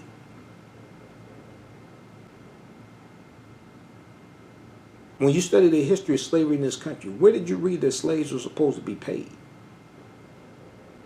The whole purpose was to enslave them and not pay them. It was legal to do that. Where did you read that slaves were supposed to be paid? It's not like there was a slave union that negotiated wages on behalf of enslaved Africans and then slave masters agreed to pay the wages. They agreed to the terms of the slave union, and then the first of the month came and they refused to pay the wages for 246 years. That's not what happened. I'm not saying it was right. I'm saying it was illegal. And you don't go to Congress to argue morality. You go to Congress to argue legality.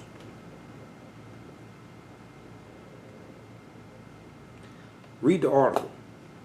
This is why we have to understand law. This is why we have to understand the U.S. Constitution. Article 1, Section 9. That helps lay a foundation for a legal argument for reparations. Because a lot of these other arguments are not legal arguments. I mean, you can say you owe us $17 trillion. Okay, now try to collect it. It ain't how much you are owed, it's how much you can collect on. You can say, you can do the calculations and say you owe us $17 trillion for working for free. Where'd you read that slaves were supposed to be paid? But see, nobody wants to tell y'all this. I don't give a damn. People know this. People know that. Who is actually asking? Who's actually telling you this? Who's actually asking you these questions? See, I don't care about social media following. I already got 1 million followers. I don't give a damn about that. So I can tell you the truth and provide the evidence for you. Read the article from Dr. Jice and Brother Reggie Marbury. I did a 2-part interview with them. That's archived. Go to AfricanHistoryNetwork.com. Click on Listen to Podcast. And I interviewed them back sometime in 2017. We did a 2-part interview. We went deep into this history. And this is what now some people don't know this. Some people mean well and don't know this. Some people mean well about reparations that don't know this. The other thing is, there's too much focus on presidential candidates for reparations and not enough focus on the House, on Congress, especially the Senate. Because the Democrats don't take back control of the U.S. Senate, reparations ain't going anywhere. You're not going to make any progress on reparations.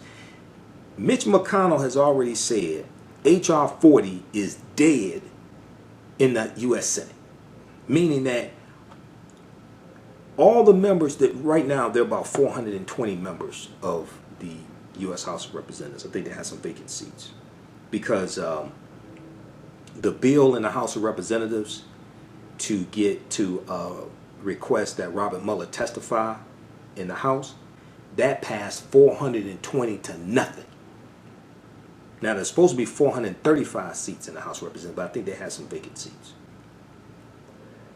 H.R. 40 can pass the House of Representatives by a vote of 420 to nothing. That means all the Democrats, all the Republicans, any independents, they all vote in favor of it. Mitch McConnell's already said is dead on arrival in the U.S. Senate. So why is there so much focus on the presidential candidates for reparations? It should be focused on the U.S. Senate. And what people don't understand is that because Mitch McConnell, Senator Mitch McConnell, Moscow Mitch, because he's the Senate Majority Leader and Republicans control the U.S. Senate, no bill can come to the Senate floor for a vote or a debate without his approval. He's already said H.R. 40 is dead on arrival in the U.S. Senate. Cory Booker's bill that he wrote for the Senate, that's dead. That ain't going nowhere in the Senate. That's not even coming up for a debate.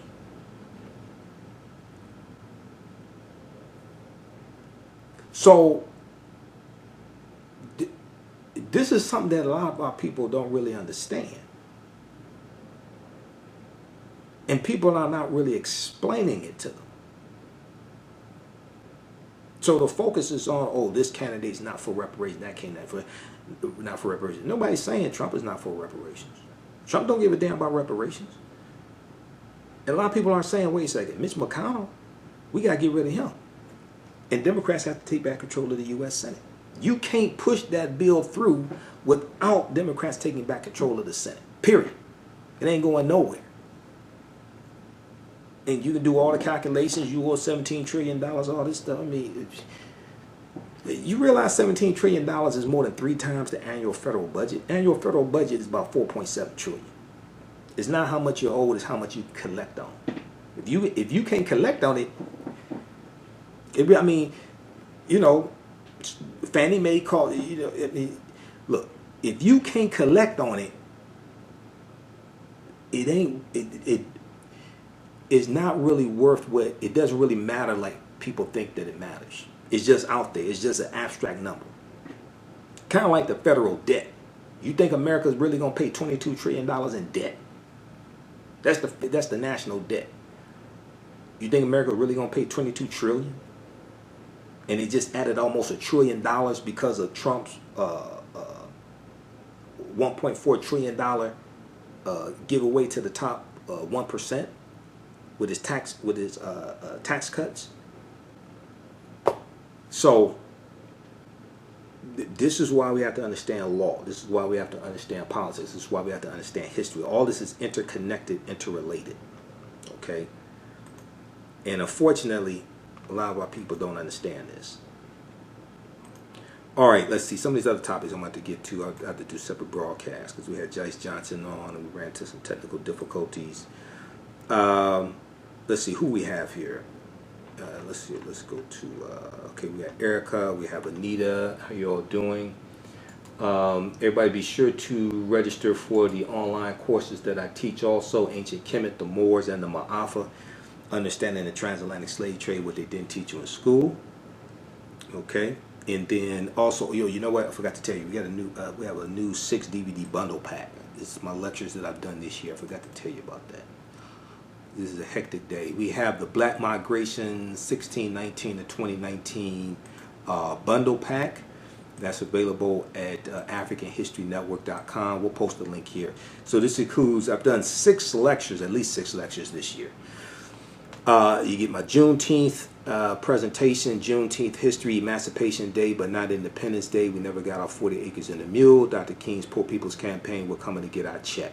I did that June 11th, 2019. That's a 3-hour presentation. Black Migration, 1619 to 2019. From the Birth of a Nation, Red Summer 1919, that a lot of people are talking about right now. We know just a couple July 27th was the anniversary of the Chicago Race Riot of 1919. It jumped off when 17-year-old African-American male Eugene Williams was stoned to death. Okay, he was swimming in the river and he crossed the imaginary line that separated the white section from the black section. So a lot of people are reading about the Red Summer 1919. So I deal with that here in this presentation. This is one I did in February of 2019. Black Migration 1619 to 2019, from the Birth of a Nation to the Red Summer 1919 to the Great Migration and the Detroit Race Riot of 1943. May 11th, 2019, I did Ancient Africans in America Before Native Americans, Columbus, or Slavery, from Kemet to Wakanda. Did that one in Detroit. Then May 3rd, I did the little known history why African Americans switched from the Republican Party to the Democratic Party, Southern Strategy in 1928, Civil Rights, Great Migration. Because a lot of people don't understand that the reason why African Americans switched from the Republican Party to the Democratic Party largely was not because of the Civil Rights Act of 1964. You got to go back about 40 years before that. And I hear people keep saying this. We switched because of the Civil Rights Act of 64, Civil Rights Act, Voting Rights Act of 65. No. By 1960, 2/3 of African Americans had already switched over to the Democratic Party. So we have to understand the history of this party realignment that took place to understand what's going on today. And then also, we have to understand that a lot of these segregationist Democrats are going to leave the Democratic Party and go to the Republican Party. Okay, like Strom Thurmond. They're going to leave the Democrat, probably the majority of them. You're still going to have some that stay. Senator James Eastland, Mississippi, who was there in the Senate when Joe Biden gets to the Senate in 1973. Senator James Eastland, Senator Herman Talmadge, okay? But you're going to have a lot of them who leave the Democratic Party and they go to the Republican Party. And this is where they either still are today or they died a Republican. There's a party realignment. It's not just African Americans who switch. And you're going to have, because of that Southern Strategy in 1928, you're going to have some Southern segregationist Democrats who switch from Democrat to Democrat to Republican as well. But African Americans were largely pushed out of the Republican Party because of the Lily White movement in 1928. Okay. Yeah, Lake Michigan, but he was in Chicago though. Yeah, it's Lake Michigan, but he was in Chicago. He came to the north side of the lake. Yeah, he crossed. It was like an imaginary line that separated the African American section from the white section. Yeah, it's Lake Michigan, but he was in Chicago. So that led to the Chicago Race Riot in 1919.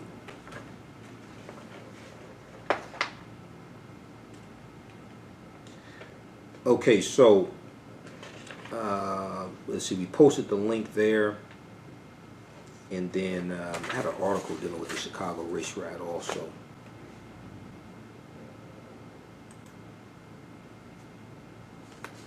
There was a good article from History.com that dealt with the Red Summer 1919.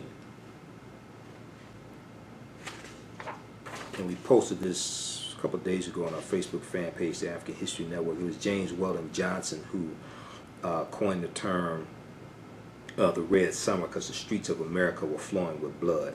Okay, the 17-year-old Eugene Williams was floating on a homemade raft off the shores of Lake Michigan, trying to escape the city's oppressive summer heat when a white man named George Stauber, S-T-A-U-B-E-R, started pelting him with rocks. Williams had unwittingly drifted past the line that divided the white beach from the black beach. A rock hit Eugene Williams in the head, knocking him unconscious. His body went limp and slipped into the lake. No one got to Williams in time to save him. A white police officer refused to arrest Stauber, despite a growing crowd of angry witnesses to the murder. By the time Eugene Williams' lifeless body had been removed from the lake, a crowd of around 1,000 black people had gathered, demanding action. For many, Eugene Williams' death was a microcosm of the long-standing violence perpetuated against black people without consequence. Okay, this is in Chicago. All right, this is what starts the Chicago Race Riot of 1919. In response to the protests, armed white men jumped in cars and tore through the city streets, firing into black homes and businesses. A white mob marched down the street, assaulting black pedestrians and torching black homes. Still, police refused to act. Quote, when the riot explodes, it's not so much some kind of spontaneous event as it is a culmination.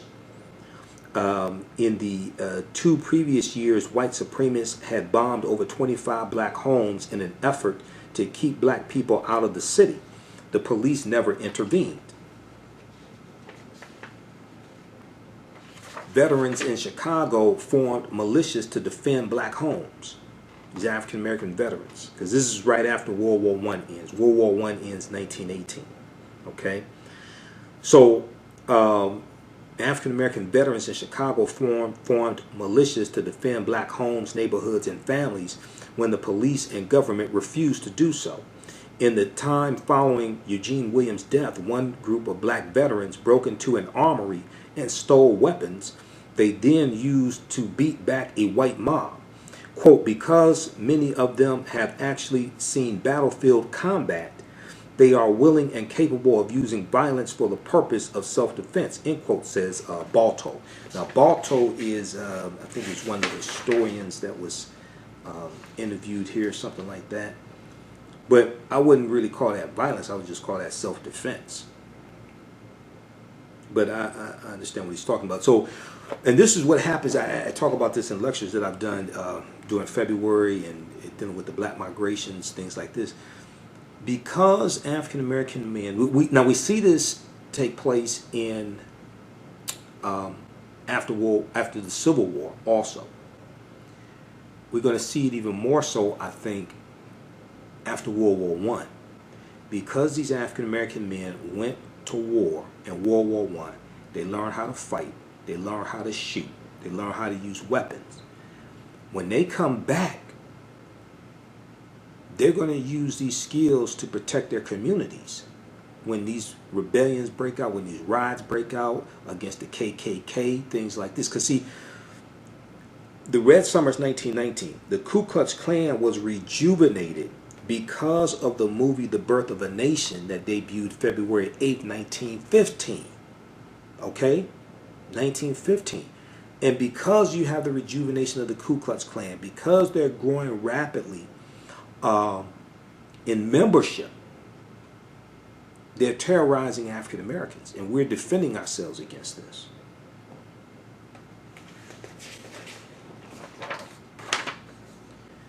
Okay, so veterans in Chicago formed militias to defend African American homes, neighborhoods, and families when police and government refused to do so. In the time following Eugene Williams' death, one group of black veterans broke into an armory and stole weapons. Then they then used these weapons to beat back a white mob. Okay, now throughout the summer of 1919, African American veterans around the country took inspiration from the actions of their brethren in Washington, D.C., because there was a race riot in 1919 in Washington, D.C., and Chicago, and followed suit. In a riot in South Carolina, one preacher reportedly said of the black self-defense units, quote, "The males carried their guns with as much calmness as if they were going to shoot a rabbit in a hunt, or getting ready to shoot the Kaiser's soldiers," end quote. Okay, so this deals with understanding this history of the Red Summer of 1919, all right? And you had 1.2 million African American men who are then going to also enlist in World War II. They're going to get training. When they come back from World War II, you're going to have many of them getting involved in the civil rights movement. Many of them are also fighting to protect their communities as well. Many of them pushing to fight for to break the back of segregation, because during World War II, you're going to have that double V campaign. Victory abroad, fighting against the Nazis, and victory at home, fighting against Jim Crow segregation, fighting against racism as well. All right, now, so check out this article from History.com, Red Summer of 1919, How Black World War I Vets Fought Back Against Racist Mobs. Red Summer of 1919, How Black World War I Vets Fought Back Against Racist Mobs, okay? And that article just came out. That article's from July 26, 2019. Now, there was Equal Justice Initiative had an article dealing with what day was that? Dealing with July 28th, 1917. Okay? Because, see, July 28th, 1917 is when you had the Silent March. And this was the Silent March that took place in New York City. All right? 10,000 African Americans marched in New York City to protest racial violence. This is from EJI.org, Equal Justice Initiative. On July 28, 1917, 1,000 African American men, women, and children marched in silence through the streets of New York City to protest lynching in America.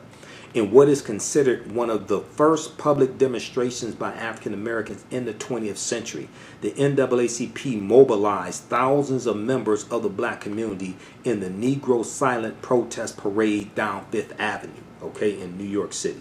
Formulated by James Weldon Johnson. Now, James Weldon Johnson also wrote what became known as the National Black Anthem, Lift Every Voice and Sing. Formulated by James Weldon Johnson, who also coined the term Red Summer for the summer of 1919. The Silent March was intended to be a public response and criticism of lynching and racial violence committed against African American communities in the United States. Now, 1917, this is during World War I. Okay, World War I is from 1914 to 1918, and this is during the beginning of the Great Migration of 1915 and 1970.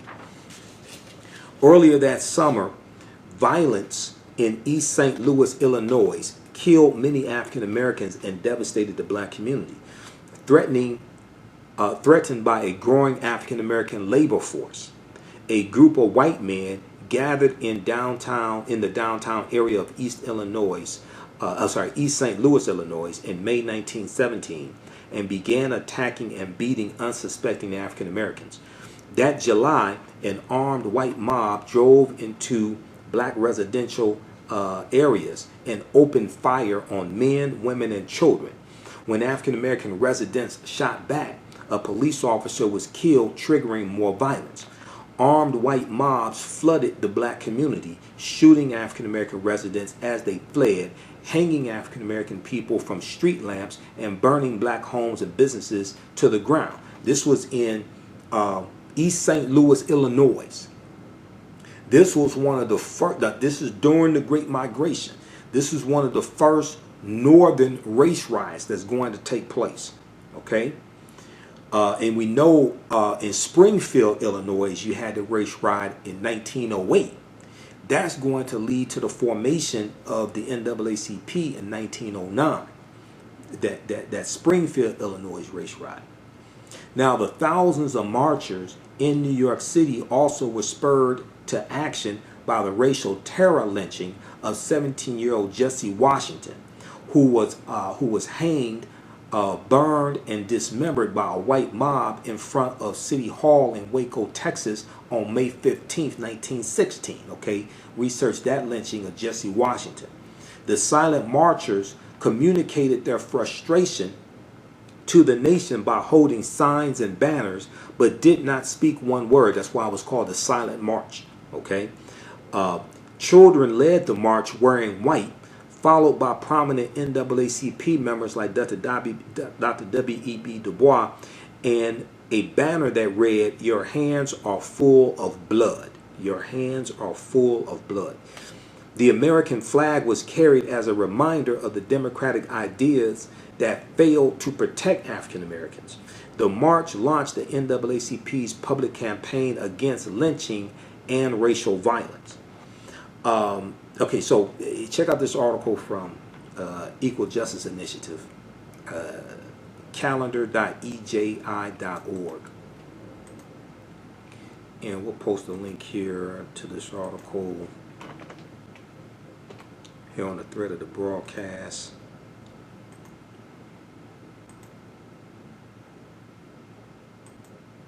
We'll post a link at this here. Let me see how we on time. Okay, what are we doing? All right, and then also blackden.com has an article dealing with the silent march as well. We posted that article from blackden.com. And the New York Daily News has an article as well from February 6, 2015. Grim struggle to end the nightmare of lynching. Grim struggle to end the nightmare of lynching. That deals with the silent march of 1917 as well. AtlantaBlackStar.com has an article from a couple of years ago that deals with this as well, because on the 100th anniversary of the silent march, Google recognized it, and they had Google honored that civil rights march on their website platform. Okay, so AtlantaBlackStar.com has an article from June 29th, 2017. Many learn of silent parade for first time after Google honors iconic civil rights march. So check out that article as well. This is from July 29, 2017. Friday, July 28, 2017 marked the 100th year anniversary of the Silent Parade, a demonstration where nearly 10,000 black Americans quietly paraded down New York's Fifth Avenue to protest race-based violence and white supremacy in the U.S. The stunning demonstration led by the NAACP was one of the nation's first mass protests against lynching and other anti-black violence, Time magazine reported. Okay, and they talk about how, let's see, quote, "There was no singing, no chanting, just silence," end quote, tech giant Google said in a statement. Quote, "Today's doodle commemorates the 100th anniversary of the silent parade and honors those whose silence resonates a century later." Okay, so we'll post these the links to these articles here on the thread of the broadcast also. Check that out. Be sure to register for the online course that I teach. We meet again Wednesday 8 p.m. Eastern Standard Time. All the sessions are recorded. We do it live. All the sessions are recorded. As soon as you register, you can watch classes 1 through 5. There's also about 36 hours of bonus content as well. The course is regularly $130. It's on sale $80. Okay, and we deal with thousands of years of history: ancient Kemet, the Moors, and the Maafa.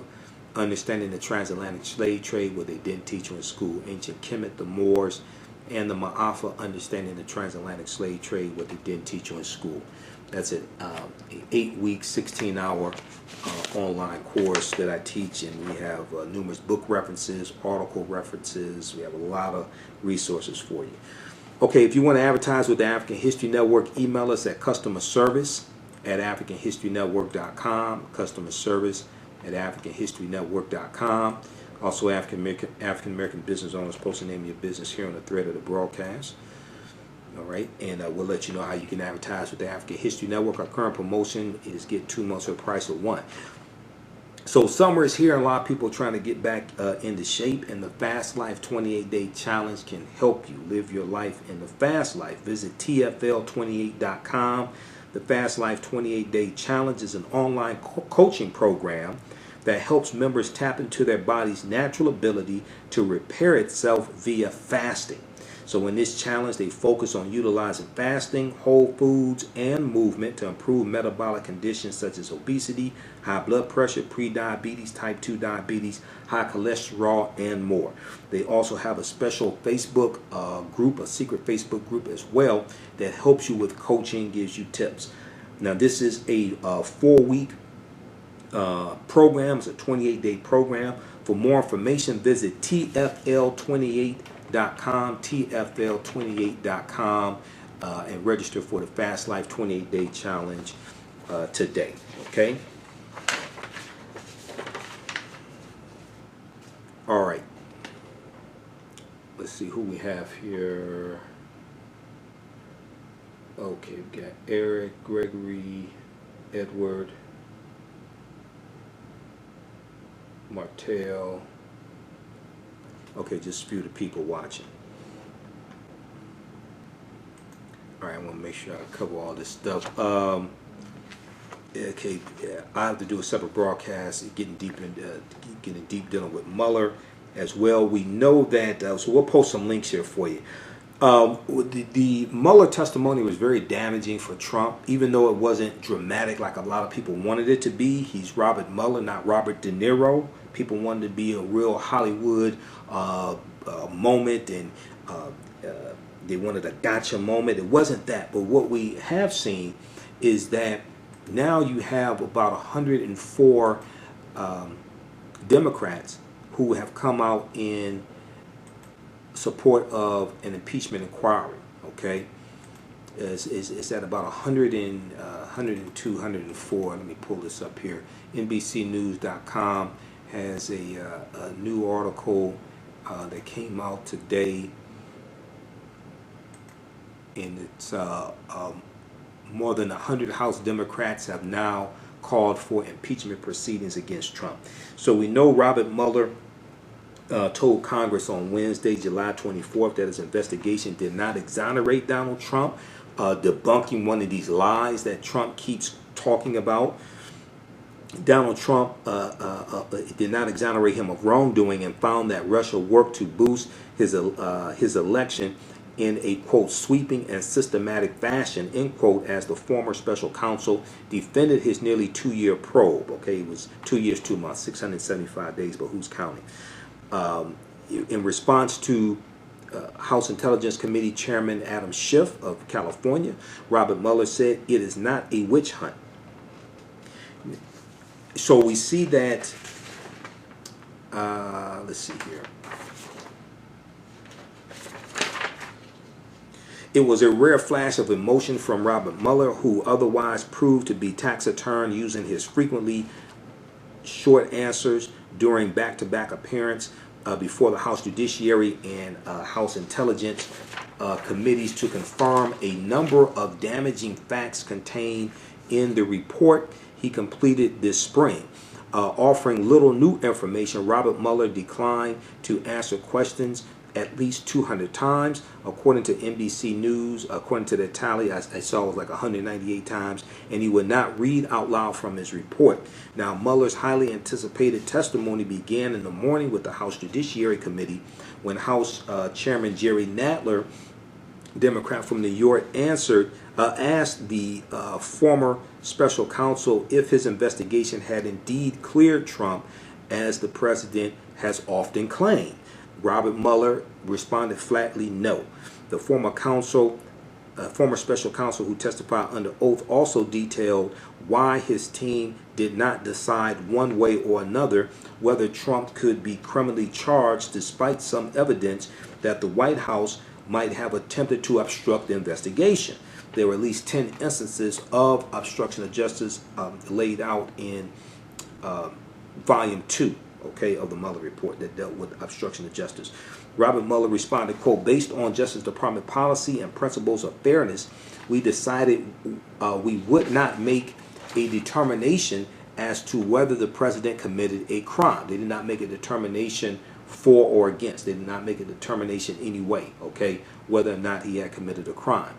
Mueller said, referring to the long-standing policy set by the department's Office of Legal Counsel against indicting a sitting president. This goes back to 1973 and the Richard Nixon administration. The questioning resumed in the afternoon before the House Intelligence Committee, whose members delved deeper into Russian interference in the 2016 presidential election, which Mueller appeared more willing to address. Okay, check out this article here. I don't have time to get deeper into it. Mueller says Trump not exonerated knocks president's praise of WikiLeaks. Okay, this is from NBCNews.com. Then also we see that NBC has an article. NBCNews.com has an article. More than 100 House Democrats have now called for impeachment proceedings against Trump. More than 100 House Democrats had called for impeachment proceedings against Trump. Okay, I don't know why this is trying to reconnect here. What is this going on? Okay, that's from NBCNews.com as well. All right, so that's a new threshold that's hit. We see that things are moving closer to impeachment. We see that the House Oversight Committee has subpoenaed text messages and things like this, including those of Jared Kushner, and it's believed that this is setting Donald Trump off, okay? And he's going after House Oversight Committee Chairman Representative Elijah Cummings. Okay, so pay attention to this. We'll have more. We'll cover this more. You'll see more articles about this also. Okay. All right. I don't know why this is freezing up.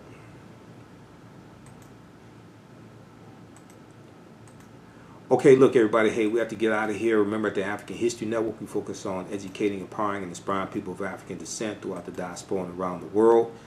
Because right now, it's corrects wrong behavior. What you do for yourself, what you do to yourself, and what you allow other people to do to you and get away with. It's based upon what you think about yourself. Right now, it's corrects wrong behavior. It's not over till we win. Wakanda forever. We'll talk to you next time. Peace.